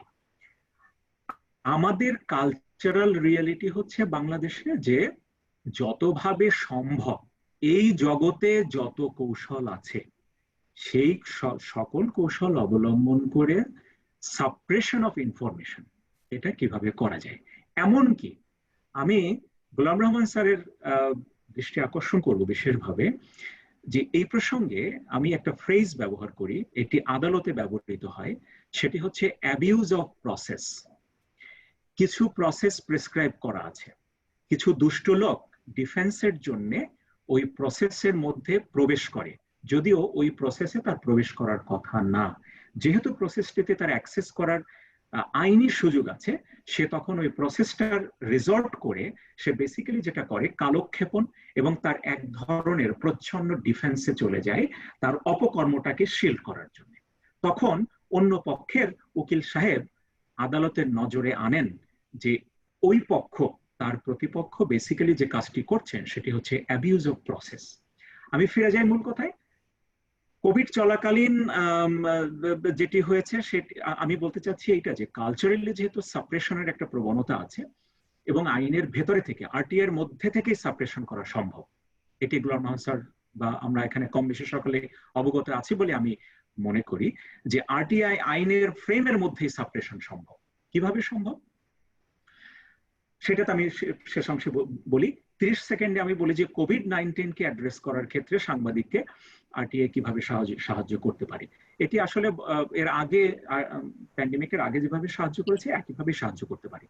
এই সময়টাতে হয়তো এমআরডিআই ভেবেছে এবং ভাবনাটা আমার কাছে সঠিক মনে হয়েছে যে এটি বিশেষভাবে এই পরিস্থিতিতে এই টুলটা যে বেনিফিট সেটা এক্সপ্লয়েট করা যায় কিনা। আমি ব্যক্তিগতভাবে মনে করি সেটা এক্সপ্লয়েট করা সম্ভব। আমি একটা স্পেসিফিক জায়গা বলি, যেমনটি প্রাক্তন কমিশনার নেপাল চন্দ্র সরকার যেটি পয়েন্ট আউট করেছেন যে এই যে 5-6 মাস সময় গেছে, এই সময় তো সুযোগটা সরকারিভাবে অফিসিয়ালি হয়েছে এবং এটা প্র্যাকটিক্যাল, এটা আন্ডারস্ট্যান্ডেবল। আমরা সকলে বুঝি এই ধরনের প্যান্ডেমিক আমরা গত 100 বছরে মোকাবেলা করি নাই, হঠাৎ এসছে এবং বাংলাদেশের মতো দেশ ওভারওয়েমড হয়েছে, সারা পৃথিবী ওভারওয়েমড হয়েছে। সেখানে কিন্তু কাউকে অ্যাকাউন্টেবল করার এই 5 মাসের কোনো সুযোগ নেই। তবে এমআরডিআই এর যে ধারণাটা, সেই ধারণাটাকে আমি সম্পূর্ণ এন্ডোর্স করি এই জায়গাটাতে। সেটা হলো যে অবশিষ্ট যে সময়টা আছে এই প্যান্ডেমিকের যে আপনার কনসিকোয়েন্স যেটা তৈরি হয়েছে এবং যেটা প্রলং করবে আরো সাধারণ জ্ঞানে বলা যায় আরো বেশ কয়েক মাস, ডিসেম্বর যেতে পারে, ডিসেম্বরের বিয়ন্ডে যেতে পারে। আমরা আজকে থেকে, সাংবাদিকরা আজকে থেকে যদি এই আরটিআই আইনের যে বেনিফিট, যে পাওয়ার, যে ক্ষমতা, সেটা যদি প্রয়োগ করতে শুরু করি ফোকাসিং অন কোভিড-19 প্যান্ডেমিক, আমি মনে করি যে আজকে থেকে শুরু করে আগামী 90 দিনের মাথায় যে কোনো আমাদের সাংবাদিকদের জন্য অনেক উল্লেখযোগ্য বড় বড় নিউজ স্টোরি করা সম্ভব। এটা গেল একটা। এবার আসি আমার শেষ মিনিটে। শেষ মিনিটটা হলো আমি আবার একটু গোলাম রহমান স্যারের মনোযোগ আকর্ষণ করছি। আপনি যেহেতু প্রধান কমিশনার ছিলেন, আমি ইনফ্যাক্ট 19 সালের শেষ দিকে এসে, শেষ দিক থেকে শুরু করে 20 সালের শুরু পর্যন্ত প্রায় 6 মাস আমি একটা একেবারে ডেডিকেটেড, নির্দিষ্টভাবে আমি একটা ফোকাসড একটা কাজ হাতে নিয়েছিলাম। সেটি হচ্ছে যে আরটিআইটা আসলে কিভাবে ফাংশন করে প্র্যাকটিক্যালি। আইন পড়েছি, বিধিমালা পড়েছি, সেখানে অনেক এম্পাওয়ারমেন্ট আছে, অনেক রাইট, অধিকার, আইনের নামে অধিকার। আমি দেখতে চেয়েছি যে সেই অধিকারটা আসলে কিভাবে রিফ্লেক্টেড হয় এবং কিভাবে ফয়েলড হয়। সেই গল্পটা আসলে এই পরিসরে পুরোপুরি ভাবে আমি আনতে পারছি না, আমাকে সময় বেঁধে দেওয়া হয়েছে।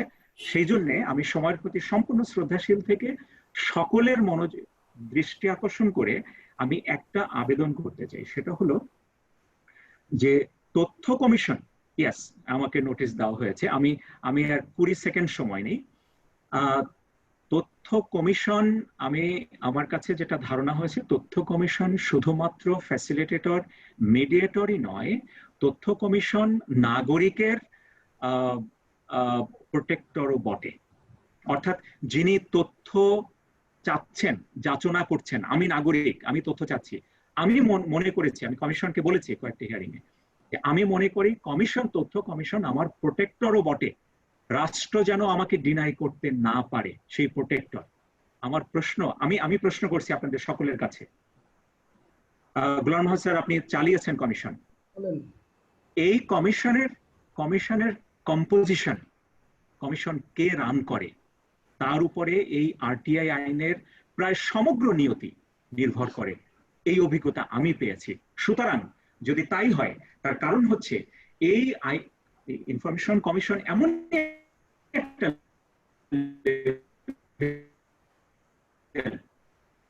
যে লেভেলটার দিকে সকলে মতা, বাংলাদেশের সকলে এখানে হিসাব করে বলে দিতে পারি। সুতরাং আপনার প্রশ্নটা একদমই পরিষ্কার যে মানে এখানে কমিশনের উপর আসলে নির্ভর করবে মানুষ কত তথ্য অধিকার আইনে কত সহজে এবং কত এফিশিয়েন্টলি তথ্য পাবে, লিডারশিপের উপর অনেকটা গঠনের উপর নির্ভর করবে।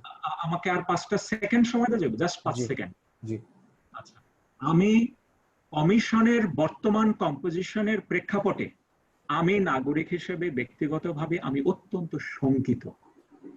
আরটিআই আইনের এবং নাগরিককে যে রাইট দেওয়া হয়েছে সেই রাইটের ভবিষ্যৎ নিয়ে, এটি এই যে সিলেকশন কম্পোজিশন ইনস্টিটিউট করা, কমিশনের সদস্যদেরকে নিয়োগ তারা চালাচ্ছেন, এইখানে কিন্তু গুরুতর কনফ্লিক্ট অফ ইন্টারেস্টের বিষয় রয়ে গেছে। আমি পরিষ্কার করে বলছি, ইট ইজ টু অবভিয়াস, এটা বলতে কোনো অসুবিধা নেই। সিরিয়াস কনফ্লিক্ট অফ ইন্টারেস্টের জায়গা রয়ে গেছে। যে আমলারা সরকার পরিচালনা করেছেন, যার কাছে যার বিষয়ে আমি তথ্য চাইবো, ওই কমিশনের সদস্যের বিষয়ে তো আমি গুরুতর তথ্য চাইও বসতে পারি। সেইখানে আমি যেদিন হিয়ারিং এ যাব সেদিন কি হবে? আমি অরূপ রায়ের গল্প আমি শুনেছি। অরূপ দা, আপনার সঙ্গে আমার ব্যক্তিগতভাবে খুব একটা পরিচয় হয়নি, বাট আমি জানি আপনি কিভাবে হেনস্থা হয়েছেন। আমি এখানে তৌফিক ভাই, আমরা বুঝেছি, এবং গোলাম রহমান স্যার একবার বলেছেন যে উনি বোধহয় এটার একটা ছোট জবাব দিতে চান।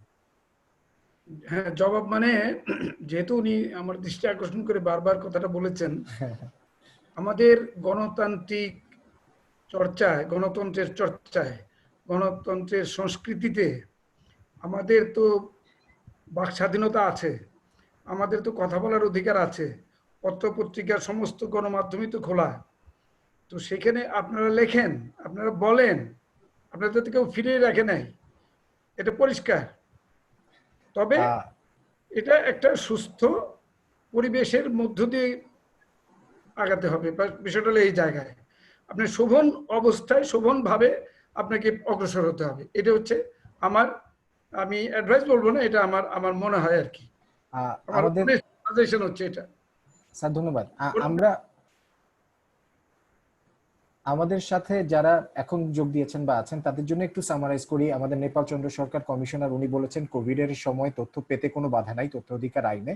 উনি ইমেইল প্রয়োগ করতে বলেছেন, ইমেইল থেকে কার্যকর ফলাফল পাওয়া যেতে পারে। উনি কিভাবে খুব স্পষ্ট করে আবেদন করতে হয় এবং দ্রুত তথ্য পাওয়া যায় সেটা উনি বলেছেন। এরপরে তৌফিক ভাই বলেছেন উনি মনে করেন যে এখন থেকে যদি সাংবাদিকরা আবেদন করা শুরু করেন 90 দিনের ভিতর গ্রেট রেজাল্ট পাওয়া যাবে, এবং তিনি এটাও মনে করেন এখানে এক ধরনের অ্যাবিউজিভ প্রসেসকে অ্যাবিউজ করা হয়, যে কারণে আপনারা তথ্য দিতে চান না। বাট এটাও বলেছেন যে এখানে ওভারওয়েলমিং একটা ব্যাপার আছে, সেটাও মাথায় রাখতে হবে। এবং তৌফিক ভাই এটাও বলেছেন যে কমিশনের সদিচ্ছার উপর অনেক সময় নির্ভর করে যে কমিশন কিভাবে চলবে এবং মানুষ কতটা সহজে তথ্য পাবে। এরপরে গোলাম রহমান স্যার বলেছেন যে বিষয়টাকে সামগ্রিকভাবে দেখতে হবে এবং এটা নিয়ে লেখালেখি করলে হয়তো আরো বেটার পরিবেশ তৈরি হবে। এমন অবস্থায় আমাদের মূল উদ্দেশ্য ছিল সাংবাদিকদের অভিজ্ঞতা জানা এবং সাংবাদিকরা তথ্য পাচ্ছেন কি পাচ্ছেন না সেই বিষয়টা দেখা। যেমন আমি জানি যে আসিফ জাহাঙ্গীর এখানে আছে, তথ্য চেয়ে আবেদন করেছে। এর আগে অরূপ দাও বলেছেন যে উনি তথ্য চেয়ে পাননি। আসিফ জাহাঙ্গীর, আপনার অভিজ্ঞতাটা কি আমাদের সংক্ষেপে যদি বলেন যে কোভিড নিয়ে তথ্য চেয়ে এই মুহূর্তে আপনি কি ধরনের সিচুয়েশনে পড়েছেন, তথ্য পেয়েছেন কি পাননি? আসিফ, মাইক্রোফোনটা অন করতে হবে। আচ্ছা, ওকে, এখন শোনা যাচ্ছে? হ্যাঁ, শোনা যাচ্ছে। ধন্যবাদ মিরাজ ভাই, বাবু ভাই। বেসিক্যালি আমার যে অভিজ্ঞতা, আমি প্রায় মাস দেড়েক আগে তথ্য অধিকার আইন, আমি প্রথমত আগে যোগাযোগ করেছিলাম আইডিসিআর এর একটা শাখার কিছু কাজ নিয়ে, কিছু তথ্যপত্র আমার কাছে আসে যে সেখানে মানে কোভিড-19 বা করোনা সমগোত্র কিছু রোগের জন্য অনেক আগে থেকেই সরকারের এক ধরনের পদক্ষেপ ছিল, যেগুলোর প্রপার ইউটিলাইজ হইলে হয়তো করোনার বা প্যান্ডেমিকের সিচুয়েশনে বাংলাদেশ অতটা ক্ষতির মুখোমুখি হতো না। তো সেই জায়গাগুলো বা সেই ম্যানিফেস্টো গুলো জানবার পরে সেই কাজগুলো আদৌ হয়েছে কি না নাকি হয়নি, টোটাল এই বিষয়গুলো নিয়ে মৌখিকভাবে কথা বলেছিলাম। তখন বললো যে অফিসিয়ালি আসে। এরপরে মোটামুটি আমি তথ্য অধিকার আইনে একটা অ্যাপ্লিকেশন করি। তো 16 মানে কার্য দিবস পরে সেই তথ্য কর্মকর্তা সংশ্লিষ্ট দপ্তরে চিঠিটা পাঠান। আমি 19তম কর্মদিবসে গিয়ে ওই সংশ্লিষ্ট কর্মকর্তার সাথে দেখা করে বলি যে আমি তো একটা অ্যাপ্লিকেশন করেছি, যে আমার কাছে মাত্র তো আজকে আসছে। তো প্রায় 25 বা 28 কর্মদিবস পরে আমাকে একটা মেইল করেছে, যে মেইলের তথ্যটা মানে আমি যা চেয়েছি তা দেয়াই হয়নি। এবং তারপরে কয়েক দফা আমি যোগাযোগ করেছি, আলাদা আলাদা করে 2টা অ্যাপ্লিকেশন করেছিলাম। সেখানে তারা যে তথ্য আমাকে দিয়েছে, আমি যা চেয়েছি সেটা তো দেয়নি, বরং মানে মানে সেটা গোপন করেছে, এরকম একটা বিষয় মনে হয়েছে। এবং আমার প্রশ্নগুলো স্পষ্ট ছিল যে আমি এইভাবে ডকুমেন্ট চাই, কিন্তু তারা ডকুমেন্ট না দিয়ে আমাকে বলছে যে এই কাজের এত পার্সেন্ট হয়েছে, মানে 2টা লাইন একটা একসাথে বলে দিয়েছে যে আমাদের এই প্রোগ্রামের অর্থ বরাদ্দ যা ছিল তার 20 ভাগ টাকা ব্যয় হয়েছে, আর কাজ হয়েছে সামথিং এরকম একটা অংশ বলেছে। তো পরে আমি বললাম আমি তো আসলে এরকম চাই না, আমি ডকুমেন্ট চেয়েছি। তো আজ পর্যন্ত, তারপরে কয়েক দফা যোগাযোগ হয়েছে, এখন পর্যন্ত দেয়নি। তো সেই ক্ষেত্রে আইনগত পদক্ষেপে আমি কিভাবে যেতে পারি? বেশ ভোগান্তি। আমি প্রায় 4-5 দিন সেখানে আমি গিয়েছি, মানে রেসপন্সই করতে চায় না, এরকম একটা অবস্থার মধ্যে। এবং তারা বরাবরই বলছে যে আমাদের কর্মকর্তা নাই, করোনায় আক্রান্ত কেউ এই কারণে আমরা পারছি না, দিতে পারছে না, এরকম এক্সকিউজ দেখাচ্ছে। এই একটা মানে তিক্ত অভিজ্ঞতা আমার এই মুহূর্তে। আসিফের এই অভিজ্ঞতার সূত্র ধরে আমি এই কয়েকটা প্রশ্ন জমেছে, একটা অনুসন্ধানী সাংবাদিকতা নিয়ে, একটা তথ্য পেতে দেরি হওয়া নিয়ে, একটা হলো এই যে কম কর্মচারীর কারণে তথ্য দেওয়া যাচ্ছে না এমন বিষয়টা নিয়ে নেপাল চন্দ্র সরকারের কাছে যাব। তার আগে আমি ভারতের অভিজ্ঞতাটা একটু শুনতে চাই সৈকতদার কাছ থেকে। সৈকত দত্ত অনুসন্ধানী সাংবাদিক এবং এশিয়ান টাইমসের দক্ষিণ এশিয়ার সম্পাদক ছিলেন। উনি ভারতের অভিজ্ঞতা, উদাহরণ এগুলো আমাদেরকে একটু শুনলেন, বাংলাদেশে কেমন হচ্ছে ভারতেরটা যদি বলেন, এবং এখান থেকে আমাদের কি শেখার আছে সেটাও যদি একটু বলেন। নমস্কার। অনেক অনেক বছর পরে বাংলায় বলছি, তাই ক্ষমা চাইবো যদি আমি কিছু ভুলভাল বলি। আমরা এখানে বাংলা কমই বলি। আমাদের যা অভিজ্ঞতা হয়েছে, প্রথমে যবে থেকে এই সরকার এসছে 2014 থেকে আরটিআই নিয়ে অনেক প্রবলেমস এসেছে। তার মধ্যে যদি আপনি দেখেন ইনস্টিটিউশনালি অ্যাপয়েন্টমেন্ট, ইনফরমেশন কমিশনারের যে অ্যাপয়েন্টমেন্ট হচ্ছে সেটা নিয়ে অনেক কথা উঠেছে। আর আগে যেই ইন্ডিপেন্ডেন্স ছিল ইনফরমেশন কমিশনার অ্যাপয়েন্টমেন্টের, সেটা কমে সেক্রেটারি র্যাঙ্ক করে দেওয়া হয়েছে। তাতে কি হয় যে এখন সরকার নিজের ইচ্ছের মতন কি পে অ্যান্ড অ্যালাউন্সেস হবে, কি পাওয়ার হবে, আর কি কোন ব্যুরোক্র্যাটকে অ্যাপয়েন্ট করা যাবে সেন্ট্রাল কমিশনে, অনেক পাওয়ার বাড়িয়ে দিয়েছে। তো সেই জন্য একটা ইনস্টিটিউশনাল প্রবলেম হয়েছে আরটিআই কে নিয়ে। আর সেটার একটা ডাইরেক্ট রেজাল্ট হয়েছে যে আপনি যদি দেখেন পেন্ডেন্সি অফ কেসেস, তো পেন্ডেন্সি অফ কেসেস আগে যা ছিল তার থেকে অলমোস্ট 20 থেকে 30 গুণা বেড়ে গেছে পেন্ডেন্সি অফ কেসেস। তাই জন্য এখন রুটিনলি রিজেক্ট করে আরটিআই আর অ্যাপ্লিকেশনস, তারপরে সেকেন্ড অ্যাপিলও রিজেক্ট হয়ে যায়। তারপরে যখন ফাইনালি কমিশনে যায় বছরের পর বছর অ্যাপ্লিকেন্ট ওয়েট করে। তো যারা সাংবাদিক, যারা ইনভেস্টিগেটিভ জার্নালিস্ট, তাদের জন্য একটা বড় সমস্যা দাঁড়িয়ে গেছে। এটা হচ্ছে প্রথম প্রবলেম। সেকেন্ড আরেকটা যেটা হয়েছে আরটিআই তে যবে থেকে কোভিড এসছে, এক তো আপনার পোস্টাল ডিপার্টমেন্ট কাজ কমিয়ে দিয়েছে, আর এখন বেশি ডিজিটাল অ্যাপ্লিকেশনের উপরে ডিপেন্ড করে। সেটাতে একটা ডিসঅ্যাডভান্টেজ এই হয়েছে যে আগে আপনি বাই পোস্ট কিছু পাঠাতেন, আর তারপরে বাই পোস্ট ফেরত কাগজ আপনি যদি চাইতেন তো সেইভাবে পাঠানো হতো আপনাকে, সেটা এখন অনেক কমে গেছে। আর ডিজিটাইজেশনের একটা আনফরচুনেট প্রবলেম এই হয়েছে যে এখন যে যা যা রেসপন্স আসে সেই রেসপন্সে স্ট্রেট ডিনায়াল আসে বা খুব মিনিমাল ইনফরমেশন দেওয়া যায়। অ্যাজ আ রেজাল্ট যা সাংবাদিক যা করার চেষ্টা করছে সেটা করতে পারে না। আর আরেকটা জিনিস যেটা দেখা গেছে এখন কোভিডে, যে ফর এক্সাম্পল হেলথ মিনিস্ট্রির যে ব্রিফিং গুলো হয়, সাংবাদিকদের কোনো টাইম দেয় না প্রশ্ন করার জন্য। তারপরে যদি কোনো কাউন্টার কোয়েশ্চেন করতে যায় সেটাও ডিসকারেজ করে, আর খুব সিলেক্টেড সাংবাদিকদের ইনভাইট করে আর বাকিদের ইনভাইট করে না। তো অ্যাজ এ রেজাল্ট আমাদের দেখা গেছে যে কোভিড এর মধ্যে যে হেলথের যে কভারেজ সেটা খুব সাফার করেছে। আর আরেকটা যেটা ইন্টারেস্টিং ফিনোমেনা হয়েছে যে এখানে যেই রিলিফ যা কালেক্ট করা হতো সেন্ট্রাল গভর্নমেন্টের তরফ থেকে, সেখানে আগে যা ছিল প্রাইম মিনিস্টার রিলিফ ফান্ড, সেটাকে চেঞ্জ করে পিএম কেয়ারস করে একটা নতুন ফান্ড ক্রিয়েট করা হয়, আর সেটাকে একটা প্রাইভেট ট্রাস্টের মতন রেডি করে। অ্যাজ আ রেজাল্ট এটার মধ্যে কোনো আরটিআই আপনি অ্যাপ্লাই করতে পারবেন না। তো এখন 10,000 কোটি টাকা ইনি কালেক্ট করেছেন পিএম কেয়ারস ফান্ডে, কিন্তু সেই টাকাটা কার থেকে এসছে, কার কাছে যাচ্ছে, আর কতটা খরচা হয়েছে কোনো ইনফরমেশন দেওয়া যাচ্ছে না। তো এগুলো কিছু কয়েকটা ইনস্টিটিউশনাল প্রবলেম যেটা খুব আর্জেন্ট বেসিসে ট্যাকেল করার দরকার। কিন্তু অন দ্য গুড সাইড, মানে ভালো খবর এটা হচ্ছে যে একদিকে জার্নালিজম ভারতের মধ্যে is under tremendous strain, because Covid এর জন্য অনেক লে অফস হচ্ছে, লোকেদের চাকরি চলে যাচ্ছে, জার্নালিস্টরা আগে যা ফ্রিডম ছিল সেটা পাচ্ছে না। তো একটা নতুন গ্রুপ বেরিয়েছে, রিপোর্টার্স কালেক্টিভ। আর রিপোর্টার্স কালেক্টিভ একটা ভেরি ইন্টারেস্টিং কাজ করেছে। কয়েক বছর আগে গভর্নমেন্ট যে পলিটিক্যাল ফান্ডিং এর যে রুলস আছে সেগুলো চেঞ্জ করে ওরা একটা ইলেকটোরাল বন্ড সিস্টেম করে, যেখানে সরকার এই পার্টিকে কে টাকা দিচ্ছে সেটা ইলেকটোরাল বন্ডস দিয়ে কোম্পানি, প্রাইভেট কোম্পানি না কিনে বা প্রাইভেট ইন্ডিভিজুয়ালসরা কিনে স্ট্রেট পার্টিকে দিয়ে দেয়। শুধু সরকারই জানতে পারবে যে এই টাকাটা কে দিচ্ছে, কিন্তু আন্ডার আরটিআই আপনার কোনো রাইট নেই, অধিকার নেই ওইটা বার করার যে কোন কোম্পানি টাকাটা দিয়েছে। তো সেটা নিয়ে সুপ্রিম কোর্টে একটা PIL, public interest litigation file করে। কিন্তু অনেক আরটিআই অ্যাক্টিভিস্ট আছে যারা ধীরে ধীরে ওরা অনেক আরটিআই ফাইল করতে আরম্ভ করে এটা বার করার জন্য যে প্রসিজার কি আছে, ইনক্লুডিং ফাইল নোটিংস, কি সরকার, মিনিস্ট্রি অফ ফাইন্যান্স কবে কি অর্ডার দিল, কি ডিসকাশন হলো ইলেকটোরাল বন্ডস গুলো করার জন্য।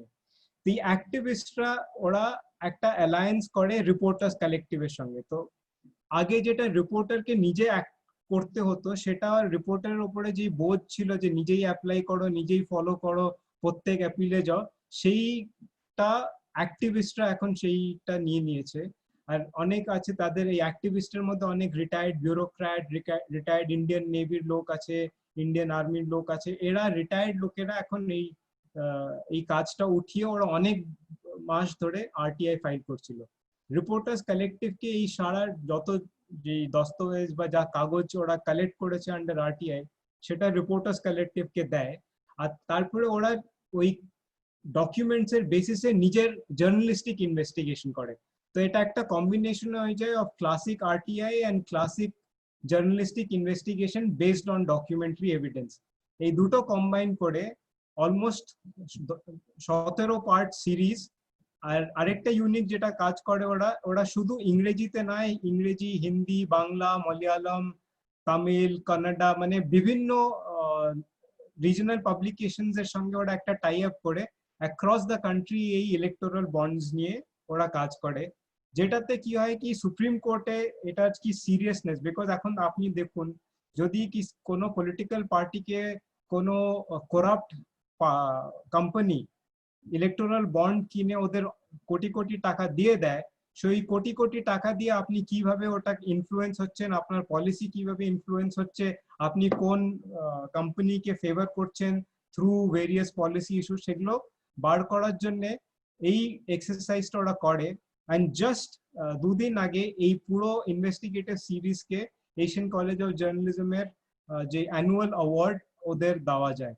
তো এই কম্বিনেশন যেটা দেখা যাচ্ছে of RTI activist and investigative journalist একসঙ্গে একটা অ্যালায়েন্স বানিয়ে একসঙ্গে কাজ করা, এটাতে অনেক হোপফুল আছে। আর সেকেন্ডলি রিপোর্টার্স কালেক্টিভ আরেকটা জিনিস যেটা করেছে, কেন কি ওরা একটা collective, they are not answerable to any management. যে অনেক সময় ম্যানেজমেন্টের উপরে প্রেশার আসে, তাই জন্য কোনো স্টোরিকে বন্ধ করে দেওয়া যায়।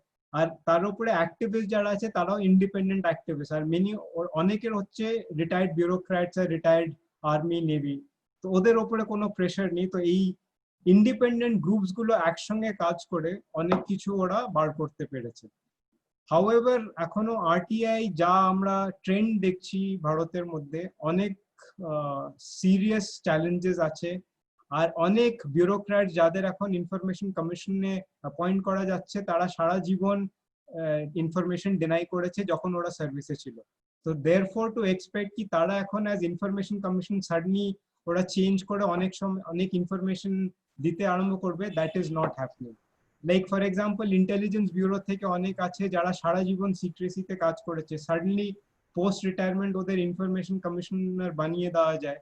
বাট টু এক্সপেক্ট কি তারা এখন সারা জীবন সিক্রেসি দিয়ে কাজ করে সাডেনলি আরটিআই চ্যাম্পিয়ন্স হয়ে যাবে, সেটা দেখা যাচ্ছে না। So that appointment of the right commissioner এখন একটা ক্রিটিক্যাল ইস্যু হয়ে যাচ্ছে। অ্যাজ আ রেজাল্ট পেন্ডেন্সি আরেকটা সেকেন্ড ইস্যু, যেটার মধ্যে কোনো অ্যাকাউন্টেবিলিটি নেই। আর অনেক ডিপার্টমেন্ট আছে including the prime ministers office যারা এখন রুটিনলি কেস রিজেক্ট করে। দাদা আপনাকে অসংখ্য ধন্যবাদ বলার জন্য। আপনার এখান থেকে অনেকগুলো গুরুত্বপূর্ণ ইনসাইট পাওয়া গেল। তার ভিতরে একটা হলো যে রিপোর্টাররা এবং অ্যাক্টিভিস্টরা সিভিল সোসাইটি একসাথে কাজ করছে যেন চাপটাকে অ্যাভয়েড করে তারা প্রচুর তথ্য আরটিআই এর মাধ্যমে পেতে পারে। আমাদের এখানে রুহিনাজ আছেন। রুহিনাজ রিসার্চ ইনিশিয়েটিভ বাংলাদেশে কাজ করেন। উনি আরটিআই নিয়ে কাজ করেন, অ্যাক্টিভিজম করেন। আমরা রুহির কাছে একটু যেতে চাই, যে অভিজ্ঞতা রিপোর্টার্স কালেক্টিভ এবং সিভিল সোসাইটি একসাথে মিলে যে ধরনের কাজ করছে, এরকম একটা কাজের অবস্থা কি বাংলাদেশে আছে, বা যদি থাকে আপনারা কি হেল্প করতে পারেন যারা অ্যাক্টিভিস্ট গ্রুপ আছে? থ্যাংক ইউ ভাইয়া। আমি শুনছিলাম গোলাম রহমান স্যার, নেপাল চন্দ্র সরকার স্যার, দাদার কথাগুলো। In fact it's very important that যে ইস্যুস গুলো রেজ করা হয়েছে, those are very pertinent issues, যেটা Bangladesh India almost it's like same. কিন্তু কোভিড রিলেটেড আমি যদি কথা বলি উইথ স্পেসিফিক ফোকাস, যেটা আমরা দেখলাম যে মার্চ থেকে লকডাউন শুরু হলো, information commission without any notice they just went into holiday. It's kind of like holiday হয়ে গেল। হ্যাঁ, যেখানে অ্যাক্সেস টু ইনফরমেশন, আমরা জানি যে ওয়ার্কিং ডেজ এর একটা চ্যালেঞ্জ ছিল আমাদের কাছে, যে 20 ওয়ার্কিং ডেজ 30 ওয়ার্কিং ডেজ এর একটা চ্যালেঞ্জ ছিল। বাট সেখানে আরেকটা প্রভিশনও আছে 24 আওয়ার্স এর মধ্যে ইনফরমেশন দেওয়ার যে বিধানটা, in case of matter of life and এগুলো নিয়ে। তো এই বিধানটা কি হলো তখন, মানে এই ইস্যুটা নিয়ে ইনফ্যাক্ট আমরা অনেকবার আমাদের লেখার মাধ্যমেও রেজ করার চেষ্টা করেছি যে প্যান্ডেমিক কি actually is it a guarantee that access to information would be denied. এই অ্যাক্সেসটা যেমন আমার সুযোগ হয়েছিল যে কোভিড শুরু হওয়ার সাথে সাথে আমি 30-40টা দেশের প্রায় ইনফরমেশন কমিশনের ওয়েবসাইটগুলো আমি ঘেটেছি, আমি দেখিয়েছি যে হোয়াট আর দ্য রেসপন্সেস, মানে অন্য দেশগুলোতে কমিশন কিভাবে অপারেট করছে, বা কমিশন এই সিচুয়েশনকে কমিশন কিভাবে দেখছে। এবং অলমোস্ট আমি অনেকগুলো ওয়েবসাইটে দেখলাম যে একটা simple declaration, COVID does not guarantee dismissal of rights to access to information, যেটা আমাদের এখানে কোনো মানে আমি দেখলাম যে 31 মে পর্যন্ত ইনফরমেশন কমিশনে কোনো নোটিশ যায়নি যে কোভিড চলাকালীন, কারণ আমাদের তো বিধান আছে অনলাইনেও অ্যাপ্লিকেশন করার, আর ছুটি ঠিক আছে, হ্যাঁ ছুটি ছিল, বাট দেন যারা যেমন প্রাইভেট সেক্টর কিন্তু সবাই ওয়ার্ক ফ্রম হোম করেছে। সো আই বিলিভ যে এখানে একটা বড় চ্যালেঞ্জ ছিল আমাদের, যে মানে সরকারের পক্ষ থেকে একটা কোনো ইনিশিয়েটিভ ছিল না, ইনফরমেশন কমিশনের কোনো ইনিশিয়েটিভ ছিল না। ওয়ারেজ আমরা যারা সিভিল সোসাইটি, আমি বলবো যে জার্নালিস্ট বলেন, সিভিল সোসাইটি বলেন, আমাদেরও ইনিশিয়েটিভের অভাব ছিল। অনেক তো প্রশ্ন মনে আসার কথা যে পিপিই ক্রয় কিভাবে হলো, তারপরে ধরেন যে প্রিপারেশনের আমাদের কি অবস্থা ছিল, আমরা তো দেখছিলাম ডিসেম্বর থেকে কোভিড এর situation. So Bangladesh, how well Bangladesh was prepared, জার্নালিস্টরা কিন্তু খুব সুন্দর করে এই প্রশ্নটা তুলতে পারতেন। কিন্তু রিপোর্টিং এর ক্ষেত্রে যেটা দেখা গেছে, everyone just focused on the current situation যে আচ্ছা ঠিক আছে কত ইনক্রিজ কত হচ্ছে, মারা কত যাচ্ছে, বাট কিছু পার্টিনেন্ট কোয়েশ্চেন্স, কিছু খুব বেসিক কোয়েশ্চেন্স ছিল। ফেক মাস্ক কিভাবে সাপ্লাই হয়, যেগুলো খুব হেলথ সেক্টর রিলেটেড। রিজেন্টকে বন্ধ করা, রিজেন্ট হসপিটালকে বন্ধ করা হচ্ছে, বাট দেন লাইসেন্স কিভাবে পেলো? তারপরে এই যে এখন যেটা নতুন শুরু হয়েছে হসপিটালের red is not a word for hospital. We have to understand এগুলোকে আমাদেরকে আরটিআই লেন্স থেকে দেখতে হবে। ইভেন মানে সিভিল সোসাইটি ইন্ডিয়াতে যেটা দাদা বলেন যে দ্যাটস ট্রু, ইন্ডিয়ার মতো আমাদের সেই কোঅর্ডিনেশনটা নেই between the civil society and the activist. কারণ আমরা কেউই আমাদের মানে আরটিআই এর যে লেন্সটা হচ্ছে, what I see as from my personal perspective is RTI এর পুরো ব্যাপারটাই হচ্ছে, প্রিএম্বলটাও যদি আমরা দেখি আইনের, it's all about asking information which involves national interest, যেটা আমাদের জাতীয় বা রাষ্ট্র ইন্টারেস্ট রিলেটেড আমাদের যে ইনফরমেশন সেগুলো আমি জিজ্ঞেস করব two monitor the work of the government. এই রিয়েলাইজেশনটা আমাদের সিভিল সোসাইটির মধ্যেও নেই এবং এই রিয়েলাইজেশনটা আমাদের জার্নালিস্ট গ্রুপের মধ্যেও নেই। এখানে অনেক জার্নালিস্ট আছেন এবং কয়েকজনকে আমি পার্সোনালিও আমি জানি, ওনাদের সাথে কাজের আমার সুযোগও হয়েছে। কিন্তু এই যে উপলব্ধিটা, আমরা ওই চ্যালেঞ্জেসের মধ্যে রয়ে যাচ্ছি যে এতদিনের মধ্যে আমি অ্যাজ এ জার্নালিস্ট আমি কিভাবে এতদিনের মধ্যে আমার information, but why don't you focus on investigative journalism? আপনি যদি এই যে প্রিপারেশন নিয়ে একটা সুন্দর ইনভেস্টিগেটিভ জার্নালিজম হতে পারতো, একটা ইনভেস্টিগেটিভ রিপোর্ট হতে পারতো জার্নালিস্টদের যে how well the Bangladesh was prepared for Covid. তারপরে এই যে হেলথ সেক্টর নিয়ে, এগুলো হচ্ছে একটা কিছু উদাহরণ যেগুলো মানে ধরেন সময় যেহেতু স্বল্পতা আছে, সো আমি জাস্ট কয়েকটা জায়গা একটু হাইলাইট করব যে আমাদের কোভিড বুঝিয়ে দিয়েছে যে how popular RTI is in Bangladesh.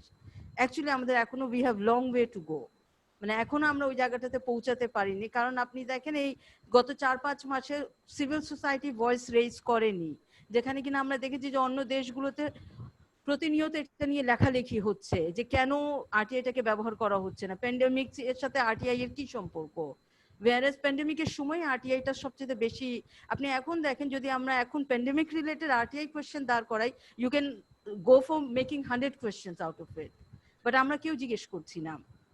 তো এগুলো কিছু। জি, আপনাকে অনেক ধন্যবাদ। মানে প্রতিটাই পয়েন্ট খুব স্পেসিফিক বলেছেন। এই থেকে আমি একটু সাইফুল আলম চৌধুরীর কাছে যাই। উনি একটা বই লিখেছেন আমাদের জন্য, সেটা হলো অনুসন্ধানী সাংবাদিকতা তথ্য অধিকার আইন। একটি প্রশ্নও আছে একজন যে এই সময় একটা অনুসন্ধানী সাংবাদিক রাজশাহী থেকে করেছেন, প্রথম আলোর কর্মী, আমাদের সহকর্মী। তো উনি বলেছেন যে কি করতে পারেন অনুসন্ধানী সাংবাদিকরা এই মোমেন্টে তথ্য অধিকার আইন নিয়ে অনুসন্ধানের জন্য স্পেসিফিক। মিরাজ, ধন্যবাদ। প্রথমে গোলাম স্যার এবং নেপাল চন্দ্র স্যার নমস্কার জানাচ্ছি, সবাইকে শুভেচ্ছা। অনেকদিন পর রূপদাকে দেখলাম।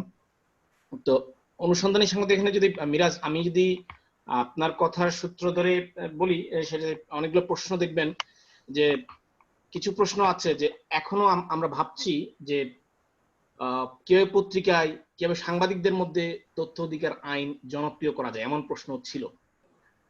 তো এই যে অরূপদাকে আমি স্যালুট জানাই। এটা আমার বইয়ে তো অরূপদার কয়েকটা কাজের উদাহরণ দিয়েছিলাম। বাংলাদেশে খুবই ডিফিকাল্ট হয়ে গেছিল যে বাংলাদেশে খুব বেশি উদাহরণ সাংবাদিকদের ব্যবহার করার ক্ষেত্রে পাওয়া যায় না, কিন্তু অরূপদা আমাদেরকে বলেছে যে উনি 50টা অভিযোগ উনি কোভিডের আগেই দিয়েছেন।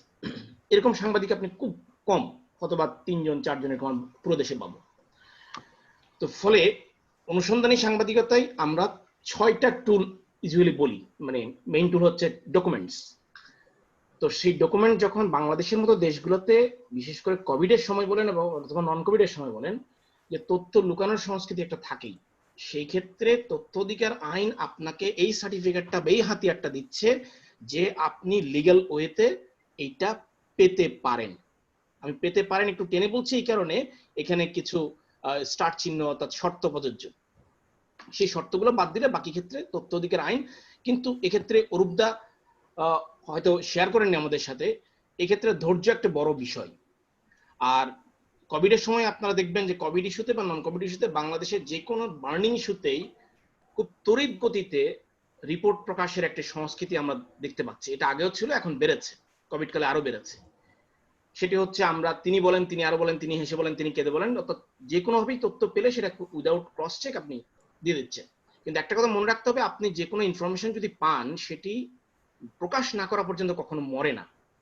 ফলে অনুসন্ধানী সাংবাদিকতা করতে গেলে প্রথমে এই বেসিক জিনিসটা বাংলাদেশের সাংবাদিকদেরকে মাথায় রাখতে হবে। আর 2 নম্বর হচ্ছে, আমি শ্রদ্ধা রেখেই বলছি যে যেমন রুহিয়াপা বলেছেন বা এমআরডিএ কাজ করছে, কিন্তু আসলে অরূপদাদের মতো কতজন লোক অনুসন্ধানী সাংবাদিকতার ক্ষেত্রে এই তথ্য অধিকার আইনকে ব্যবহার করছেন?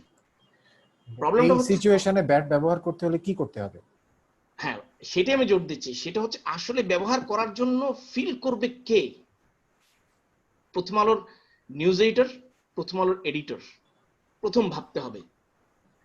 অর্থাৎ যে কোনো পত্রিকা বা যে কোনো টেলিভিশনের বা যে কোনো গণমাধ্যমের সম্পাদক এবং বসরা, অর্থাৎ নিউজ ম্যানেজমেন্টের লোকরা যদি ফিল করেন যে বিশ্বের অন্যান্য দেশের প্রেক্ষাপটে এবং পার্শ্ববর্তী দেশের প্রেক্ষাপটে বাংলাদেশও তথ্য অধিকার আইন সবচেয়ে বড় হাতিয়ার হতে পারে ইভেন জার্নালিস্ট সেফটির জন্য, যে আমরা যে বলছি যে আমরা আইনগত ঝামেলায় পড়তে পারি, ডিজিটাল অ্যাক্ট থেকে শুরু করে অন্যান্য অ্যাক্ট, সেই ক্ষেত্রেও কিন্তু তথ্য অধিকার আইন এই সেফটি দিতে পারে, একটা হাতিয়ার হতে পারে। সেটা যতদিন পর্যন্ত সিভিল সোসাইটি বলেন বা এনজিও বলেন, কারণ এখনো পর্যন্ত আমার কাছে মনে হয় যে তথ্য অধিকার আইন বাংলাদেশে একটা এনজিও কার্যক্রম মনে হয়, যদিও কিছু কিছু টার্মে আমরা খুবই এনজিও শব্দটা ব্যবহার করে থাকি নেগেটিভ অর্থে, কিন্তু এখনো পর্যন্ত সাংবাদিক মানে বাংলাদেশ একটা অদ্ভুত দেশ যে সাংবাদিকরাই কিন্তু এই তথ্য অধিকার আইনটাকে জনপ্রিয় করার জন্য সবচেয়ে বড় হাতিয়ার ব্যবহার করছিল, কিন্তু তারাই পিছিয়ে আছে।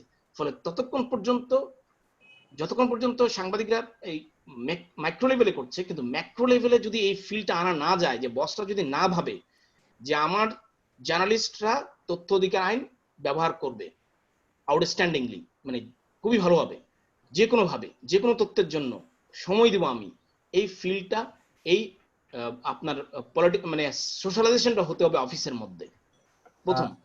আর মাইক্রো লেভেলে এটা মানে প্রশ্ন থেকে বোঝা যায় এখনো পর্যন্ত অনেক সাংবাদিকই বাংলাদেশে জানেন না যে আসলে তথ্য অধিকার আইনটা কি ব্যবহার করবেন। যদি সংক্ষেপে বলেছেন, খুবই সিম্পল, নির্দিষ্ট ফর্ম আছে, আপনি সেখানে একেবারে আইনের মধ্যেই ব্যাখ্যা আছে যে কিভাবে পরিষ্কার, খুবই সহজ এটা। আর যদি আর অরূপদাদের মতো বা তৌফিক ভাইদের মতো অনেক সিনিয়র সাংবাদিক আছেন যারা আসলে এটা অলরেডি মানে ব্যবহার করতে করতে একেবারে পণ্ডিত হয়ে গেছেন, ওনাদের হেল্প নেওয়া যায়। ইভেন এমআরডিআই কিন্তু টেলিফোনের মাধ্যমেও হেল্প করে, ফলে এখানে অত বড় আলোচনার দরকার নেই, খুবই সিম্পল এটা ব্যবহার করা। ধন্যবাদ। ধন্যবাদ।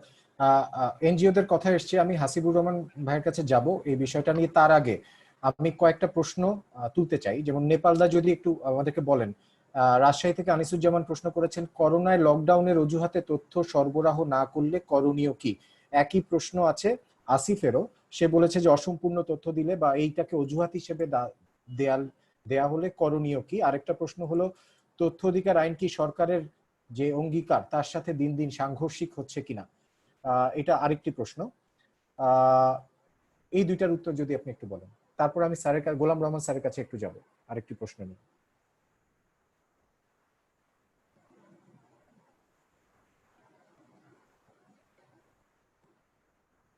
বাবু ভাই, স্যারকে দাদাকে একটু আনমিউট করে দেন। হ্যাঁ করেছি। জি স্যার, কথা বলেন। হ্যাঁ, তথ্য অধিকার আইন বাংলাদেশে কিন্তু সরকার এমন কোনো নির্দেশনা দেয়নি যে এই আইনটাকে সাসপেন্ড করে রাখা হয়েছে বা অন্য কোনো কিছু। যেহেতু এই আইনটিকে সাসপেন্ড করা হয়নি, কাজেই এই আইনটি ইনট্যাক্ট চালু আছে, এটাই বুঝতে হবে। এবং সেই ক্ষেত্রে কোভিড এর সময়টা আমি যে একদম কিন্তু ক্লিয়ার কাট হিসাব করে আমি কিন্তু উপস্থাপন করার চেষ্টা করেছি। এবং সেখানে রুহিনা যে কথাটা এখানে বললেন, সেই ক্ষেত্রে আমি কিন্তু বলেছি, আমি কিন্তু বলিনি যে সকল ডিপার্টমেন্ট, আমি বলেছি জরুরি যে বিভাগগুলো, সেই বিভাগগুলো কিন্তু তথ্য দেওয়ার জন্য তাদেরকে সবসময় প্রস্তুত থাকতে হবে। বিশেষ করে কোভিড এর সময় কোভিড এর তথ্য দেওয়া হবে না, এটা তো হতেই পারে না, এটা হওয়ার কোনো সুযোগও নাই। এই তথ্য তাদেরকে অবশ্যই দিতে হবে। কোভিড সংক্রান্ত যত তথ্য আছে সকল তথ্যই কিন্তু দিতে হবে, এবং সেটা যদি কোনো ব্যক্তির জীবন মৃত্যু সম্পর্কিত হয়ে থাকে তাহলে সেই তথ্য অবশ্যই 24 ঘন্টার মধ্যেই দিতে হবে, এবং এটাই আইনের বিধান। এবং সেই ক্ষেত্রে যদি কোনো ভায়োলেশন হয়ে থাকে তাহলে সেই ক্ষেত্রে তাদেরকে পরবর্তী স্টেপে যেতে হবে। কিন্তু আমাদের সাংবাদিকদের কিন্তু আমি একটা জিনিস খেয়াল করেছি, প্রথমে একটা দরখাস্ত একটা দিলেন, কিন্তু তারপরে এটাকে যে ফলো আপ করা, সেই ফলো আপ করার ক্ষেত্রে কিন্তু তারা অনেক সময় পিছিয়ে যান। এবং কিন্তু এটা পিছিয়ে যাওয়া চলবে না, তো আপনাকে তো লাস্ট পয়েন্ট পর্যন্ত যেতে হবে। এমনকি ইনফরমেশন কমিশনও যে সবসময় যে আপনাকে সঠিক একটা আদেশ দেবে সেটাও কিন্তু নাও হতে পারে। সেই ক্ষেত্রে আপনাকে এমনও প্রস্তুতি রাখতে হবে যে দরকার হলে আপনাকে সেইটাকে এস্টাবলিশ করার জন্য আপনাকে হাইকোর্টে যেতে হবে, আপনাকে সুপ্রিম কোর্টে যেতে হবে। এই মানসিকতা নিয়ে যদি কেউ কাজ করে তাহলে তারা অবশ্যই, বাংলাদেশের যে তথ্য অধিকার আইন, এটি একটি অত্যন্ত শক্তিশালী আইন এবং এই আইনটিকে ব্যবহার করে ওই কতিপয় ক্ষেত্র ব্যতীত সকল তথ্য বের করা সম্ভব। কাজেই আমি কোনো স্পেসিফিক জবাব না দিয়ে আমি পরিষ্কার করে বলছি যে ওই 7 ধারার মধ্যে যে কয়টা তথ্য পড়বে, এই কয়টা তথ্য ব্যতীত সকল তথ্য সংশ্লিষ্ট ডিপার্টমেন্ট দিতে আইনগতভাবে বাধ্য এবং এটা দিতেই হবে। এবং সেই ক্ষেত্রে তাদেরকে লেগে থাকতে হবে। আমাদের ইন্ডিয়া থেকে যিনি এসছেন সৈকত দত্ত, ওনার কথা থেকে আমি মানে একটু একটা কথা বলতে চাই। সেটা হলো যে উনি যে রেফারেন্সটা দিচ্ছেন যে প্রাইম মিনিস্টার্স রিলিফ ফান্ডটাকে চেঞ্জ করে একটা করা হয়েছে, সেটা সঠিক। কিন্তু সেটা সঠিক হলো এটা নিয়ে যখন ওখানে ইন্ডিয়ান ইনফরমেশন কমিশনের চিফ ইনফরমেশন কমিশন, যেটা সেন্ট্রাল ইনফরমেশন কমিশন, সেখানে যখন আবেদন হয়েছে, সেই আবেদনের প্রেক্ষিতে কিন্তু সেন্ট্রাল ইনফরমেশন কমিশন থেকে এই তথ্য ওয়েবসাইটে প্রকাশ করার জন্য নির্দেশ দেওয়া হয়েছে। দাদা ধন্যবাদ। হাসিবুর রহমান, আপনি যদি বলেন, এরপরে আমি গোলাম রহমান স্যারের কাছে দুটো প্রশ্ন রাখবো আপনার পরে। আচ্ছা, আমি যেটা মনে করি, আবেদনের ক্ষেত্রে বাধা বিপত্তি, সময়, ধৈর্য সবই ঠিক আছে। তৌফিক আলী যেটা বলেছেন স্ট্র্যাটেজি, আমি সবসময় বলি যে না দেওয়ার যত ধরনের স্ট্র্যাটেজি আছে, সব ধরনের স্ট্র্যাটেজি সরকারের কর্তৃপক্ষগুলো করার চেষ্টা করে। এটা দীর্ঘদিনের অভ্যাসের পার্ট। আমি এখন দেখি যে এটি একটি সময়, এবং এই সময়টিতে যদি আমরা আমাদের স্টোরি প্ল্যানিংগুলি করি, তৌফিক খুব ভালো করে বলেছে যে আগামী 90 দিনের পরে আমি কি করব, কি বের করব, কি লিখব, কিভাবে করে করব। এখন যদি সেই পরিকল্পনাগুলি করি, খুবই ভালোভাবে করা যায়। আর সৈকত দত্তের যে আলোচনা, সিভিল সোসাইটি অ্যান্ড জার্নালিস্ট যে গ্রুপ, আমরা আসলে জাস্ট এই কোভিড আসার আগেই আমরা আলোচনাগুলি করছিলাম। আমরা এক ধরনের একটা স্ট্রাকচারের মধ্যেও গেছিলাম। গোলাম রহমান স্যার এবং নেপাল চন্দ্র সরকার, আপনারা জানেন যে আপনাদেরকে নিয়ে আমরা আলোচনা করছিলাম যে সিভিল সোসাইটি জার্নালিস্ট গ্রুপ কিভাবে করে আমরা এরকম একটা কমন প্ল্যাটফর্ম তৈরি করতে পারি যারা আবেদনের ক্ষেত্রে করতে পারে। এটি খুব গুরুত্বপূর্ণ হয়ে দাঁড়িয়েছে। এই জায়গাটা খুব জরুরি আমার মনে হয়। আর ধৈর্য এবং সময়, সহজে অনুসন্ধান শেষ হয়ে যাবে না, এবং এর জন্য ধৈর্য দিতে হবে, সময় দিতে হবে, এবং তথ্য আসলে পাবেন। যেটা নেপাল চন্দ্র সরকার বললেন যে তথ্য আসলে দিতে হবে, এবং সাংবাদিক প্রতিদিন যে তথ্যগুলো এই কোভিডের সময় আবেদন করছেন, সব তথ্যই প্রাপ্য তথ্য, এটির বাইরে যাওয়ার কোনো সুযোগ নাই। আমি গোলাম রহমান স্যারের কাছে আসি। স্যার, আমাদের অনেকেই প্রশ্ন করেছেন, যেমন একটা মেজর প্রশ্ন হলো যে সেটাতে না যায় যে আপনি যদি আমাদের সাবেক প্রধান তথ্য কমিশনার হিসেবে বললেন যে এরকম একটা সময় যখন অজুহাত আছে, প্র্যাকটিক্যাল রিজনসও হয়তো আছে, কিন্তু সার্বিকভাবে তথ্য পাওয়ার অধিকারটা আসলে এরকম সংকটে আরো বেশি বড়। এরকম একটা সময়ে তথ্য কমিশন কি রোল প্লে করতে পারে যাতে সাংবাদিকরা, নাগরিকরা সবাই আরো এফিশিয়েন্টলি, আরো দ্রুত তথ্য পেতে পারেন? আপনার পরামর্শ কি হবে? ধন্যবাদ।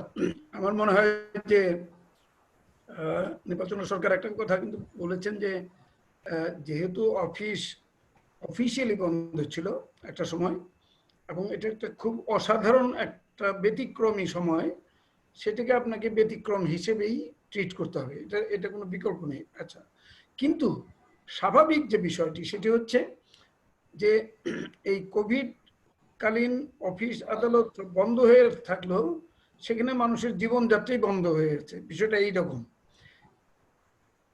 কিন্তু তার মানে এই নয় যে আমার অধিকার কোথাও, এখানে অধিকারকে প্রতিষ্ঠিত করার ক্ষেত্রে কোনো বাধা বিপত্তি কিংবা কোনো ধরনের আইনি প্রয়োগ হয়েছে, তা কিন্তু হয়নি। আমরা দেখছি যে একটা অস্বাভাবিকতার মধ্য দিয়ে আমরা যাচ্ছি, সুতরাং অনেক কিছু, অনেক এক্সেপশন, অনেক ব্যতিক্রমকে আমাকে গ্রহণ করতে হচ্ছে, অ্যাকসেপ্ট করে নিতে হচ্ছে। এটাও একটা স্বাভাবিকের মধ্যে অস্বাভাবিকের মধ্যে স্বাভাবিক প্রক্রিয়া। কিন্তু আমাদের মাথায় থাকা স্পিরিট হিসেবে যে রাইট টু ইনফরমেশন অ্যাক্টের স্পিরিটটা থাকতে হবে। এটা শুধু অফিসে থাকলেও হবে না, এটা আমাদের সাংবাদিকদের মধ্যে, সিভিল সোসাইটির মধ্যে থাকতে হবে। আমাদের সমস্যা হচ্ছে কি, সাংবাদিকদের একটু দোষারোপ করেই বলতে চাই, যদিও ব্যক্তিগতভাবে আমার কোনো সাংবাদিকের সাথে কোনো ধরনের মানে কোনো ক্ল্যাশের অপ্রিয়তা কিংবা কোনো খারাপ সম্পর্ক নেই। আমার শত শত হাজার হাজার ছাত্র এখন সাংবাদিকতা করে, আমি খুব গর্বিত সেই হিসেবে। বিষয়টা হচ্ছে সাংবাদিকরা কতটা নিজেরাই নিবেদিত হচ্ছেন এই কাজে, এইটা হচ্ছে বড় ধরনের একটা প্রশ্ন। কারণ দেখেন, এখন অনেক ধরনের দুর্নীতি, সেটা স্বাস্থ্য মানে হেলথ সেক্টরই হোক, কোভিড সংক্রান্তই হোক, এখন আনার্থ হচ্ছে, বের হচ্ছে। কিন্তু বেশিরভাগ ক্ষেত্রে কিন্তু এগুলি সরকারি উদ্যোগেই বের হচ্ছে, যে জায়গাটায় সাংবাদিকরা অনেক কিছু বের করার কথা ছিল, সাংবাদিকরা কিন্তু বের করেননি। অনেক ক্ষেত্রে সরকারি ভাবেই বের হচ্ছে।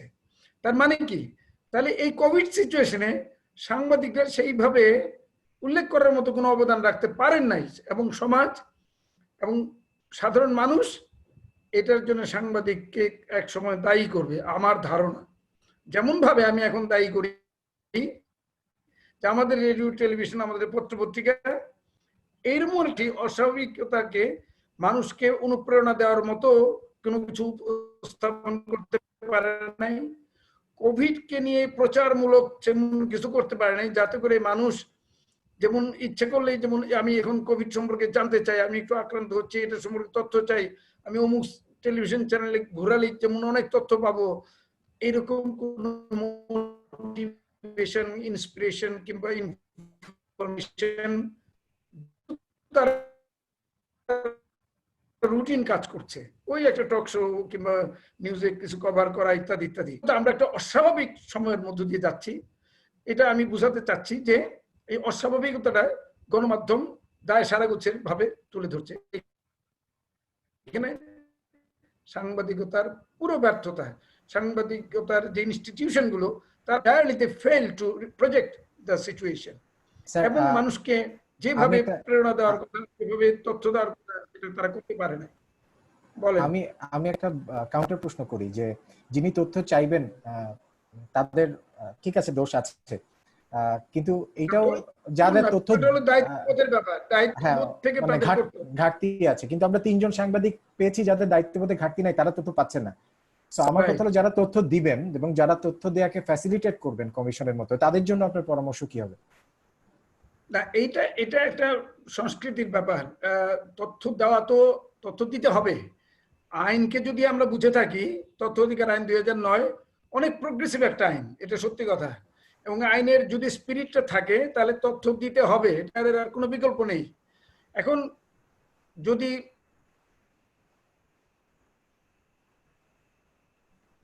কোনো প্রতিষ্ঠান কিংবা তথ্য কমিশন কিংবা যে কোনো সরকারি কিংবা বেসরকারি অফিস, তারা যদি এটাকে অনুসরণ না করেন, তাহলে প্রাতিষ্ঠানিক ব্যর্থতা হবে। আমি কাউকে ব্যক্তিগতভাবে বলতে চাই না, কিন্তু এই প্রাতিষ্ঠানিক ব্যর্থ একটা সময় তো কেউ না কেউকে নিতে হবে, শেয়ার করা যাবে না। প্রায় যেমন একটার পর একটা অ্যাপ্লিকেশন করে গেছে, আমার অভিজ্ঞতা থেকে বলি, অনেক ভালো ভালো কাজ। এরকম কজন সাংবাদিক আছেন যারা দেশে এই তথ্য অধিকার আইন প্রয়োগ করে লেগে থেকে কাজটি আদায় করতে চান? ও একেবারে হাতে গোনা। কিন্তু ভারতের সাম্প্রতিক আইনের পরিবর্তন, যে সংশোধন, তাতে করে কমিশনকে অনেক বেশি খর্বিত করা হয়েছে থেকে। আমাদের দেশেও যদি এরকম সংস্কৃতি চলতে থাকে তথ্য প্রদানের ক্ষেত্রে, যদি এই শৈথিল্য কিংবা কোনো ধরনের মানে শৈথিল্য কিংবা উদাসীনতা কিংবা অজুহাত দেখিয়ে যদি তথ্য না দেওয়া হয়, তাহলে এটা একটা খারাপ সংস্কৃতি হবে। এটা হচ্ছে তৌফিক যে কথাটা বলেছেন, সত্যিকার সঠিকভাবেই বলেছেন, যে এই প্রসেসের মধ্য দিয়ে তো অনেক কিছু তাল বাহানা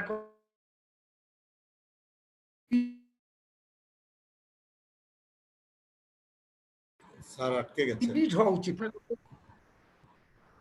বিষয়টা এই জায়গায়, অর্থাৎ আমাদের তথ্য অধিকার আইনের যে মূল, সংবিধানের যে মূল স্পিরিট, এই ধারার আউটকাম হিসেবে তথ্য অধিকার আইনের প্রয়োগ সর্বাঙ্গীন হতে হবে। আংশিক হলে এটা আমার মনে হয় কোনো না কোনো সময় পুরোপুরিভাবে এটা প্রশ্নবিদ্ধ হবে। সুতরাং সবাইকে অনেস্টলি এই কাজটা করা দরকার। এখানে আমাদের সাথে যোগ দিয়েছেন হামিদুল ইসলাম, উনি একজন অ্যাক্টিভিস্ট, তথ্য অধিকার আইন নিয়ে অ্যাক্টিভিজম করেন। আমরা শেষ করব 5 মিনিটের মধ্যে। তার আগে হামিদুল ইসলাম, আপনি যদি 1 মিনিটের মধ্যে বলতে পারেন এই কোভিড-19 সিচুয়েশন এবং অনুসন্ধানী সাংবাদিকতা নিয়ে আপনার মতামতটা। যেটা আমার দুটো প্রশ্ন আছে, আমি প্রশ্ন দুটো আমি সম্ভাষণ করছি না, সবাইকে শুভেচ্ছা। আমরা দিনের হিসাব নিয়ে কথা হয়েছে, আমি 24 ঘন্টা নিয়ে খুব একটা মাথা ঘামাচ্ছি না, কারণ এটা খুব একটা বাংলাদেশি ব্যবহার নাই বললেই চলে। কিন্তু আমি অন্যান্য যে দিনগুলো আছে আমি সেটা নিয়ে কথা বলছি। যে মনে করেন যে আমি মার্চের মাঝামাঝিতে আবেদন করেছি, তারপরে লকডাউনে বন্ধ হয়ে গিয়েছে এবং আমি ঘরে লকডাউন হয়েছে কারণ আমাকে ঘরে থাকতে বলা হচ্ছে এবং আমি আমার স্বাস্থ্য নিরাপত্তার কারণে ঘরে আছি। আমার আবেদনের সময়সীমা পার হয়ে গিয়েছে, তারপরে যে অন্তর্বর্তীকালীন সময় 30 দিনের মধ্যে আমাকে আপিল বা অভিযোগ পেন্ডিং থাকলে অভিযোগ আমাকে দায়ের করতে হবে। কিন্তু এর মধ্যে আমার 5-6 মাস চলে গিয়েছে। সরকার বা তথ্য কমিশন কেউ কি একটি আদেশ জারি করতে পারতো না যে এই যে পরবর্তী যে বিধানটি রয়েছে যে উপযুক্ত কারণ থাকলে আমি আপিল বা অভিযোগ গ্রহণ করা হবে, এই গ্রহণের ঘোষণা দিয়ে পারতো কিনা? এখন পর্যন্ত হয়নি। কারণ এখানে কিন্তু আপিল কর্তৃপক্ষ চাইলেই আমার আপিল বাতিল করে দিতে পারে। আমি ঘরে ছিলাম, কারণ আমার যদি জরুরি যে অফিসগুলো খোলা ছিল বা কয়েকদিন পর যে 18টি অফিস খুলে দেওয়া হয়েছিল, সেই অফিসে যদি আমার আবেদনটি হয়ে থাকে তাহলে তারা আপিল চাইলেই কিন্তু রিজেক্ট করতে পারে। সরকার এমন কোনো ঘোষণা দিতে পারতো কিনা যে রিজেক্ট করা যাবে না এই সময়ে 30 দিন পার হয়ে যাওয়ার কারণে? এক। দ্বিতীয়টি খুব সুন্দর করে তৌফিক আলী বলেছেন যে আসলে কমিশন কেমন চলবে তা নির্ভর করে কমিশনে যিনি আছেন তার মানসিকতা কেমন। আমরা আমাদের এই দীর্ঘদিনের অভিজ্ঞতায় কিন্তু আমরা দেখেছি যে কমিশনে আমরা যে যারা কমিশনে এসেছেন, গণরহমান রহমান স্যার, নেপাল চন্দ্র সরকার স্যার এখানে আছেন, আপনাদের অভিজ্ঞতাও তাই যে আমরা 50% কমিশনে প্রধান হিসেবে বা কমিশন হিসেবে যারা এসেছেন, আমরা 50% মানুষকেও পাইনি যারা তথ্য অধিকার আইনের মূল স্পিরিটটাকে ধারণ করেন বা প্রো পিপল হয়ে কাজ করছেন। আমি স্যার একটা সমাধান বলেছিলেন তৌফিক আলীর প্রশ্নের জবাবে যে আপনারা নিউজ করতে পারতেন। এই নিয়ে আমার অরূপদার সাথে কথা হয়েছিল, অরূপদা একটা নিউজ করেন আপনার ভোগান্তিগুলো নিয়ে। অরূপদা উত্তর দিয়েছিলেন আমি এখন যতটুকু পাচ্ছি নিউজ করলে তো ততটুকুও পাবো না। এই অবস্থাটি কিন্তু কমিশনে আছে। আপনি বলার পর আরো পাবে না কিনা সেটা, আচ্ছা যাই হোক, আমরা এমন একটা আলোচনা আমরা শেষ করে দেই। আমরা শেষ করব। যে প্রশ্নটা করেছেন নেপাল দা, আপনি যদি 2 মিনিট এটার উত্তর দিতে চান, আপনার উত্তর নিয়ে আমরা এটা শেষ করব। বাবা একটু আনমিউট করে দিবেন। বাবা একটু আনমিউট করে দেন।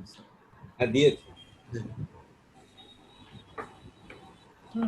যেটা করা হয়েছে প্রশ্ন তো সঠিক, এখন উত্তর কিন্তু আমি অলরেডি দিয়েছি।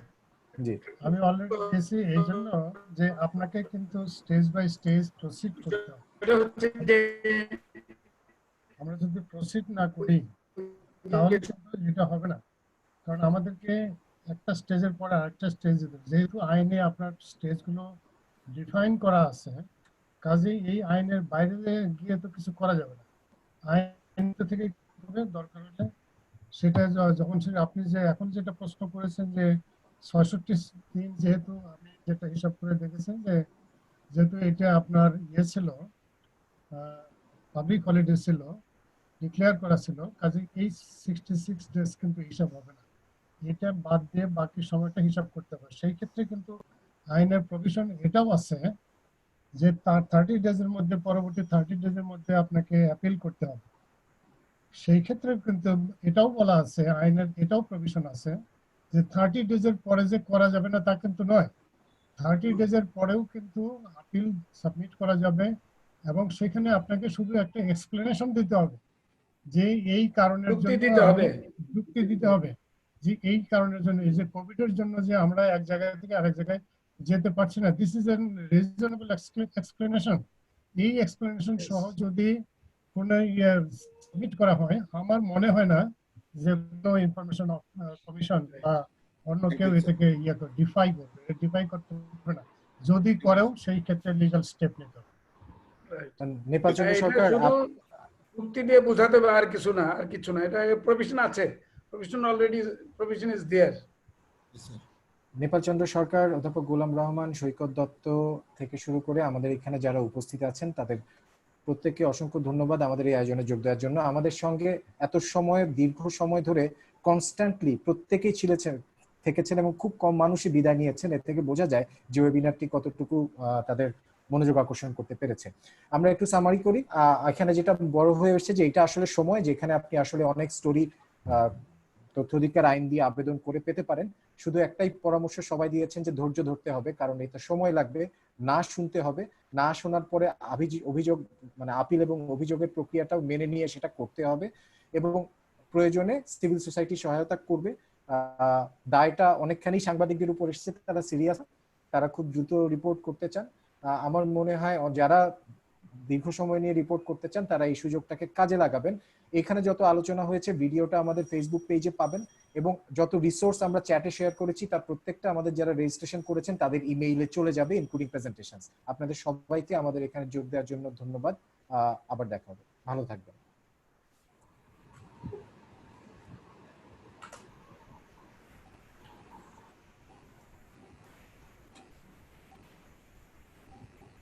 বাবু ভাই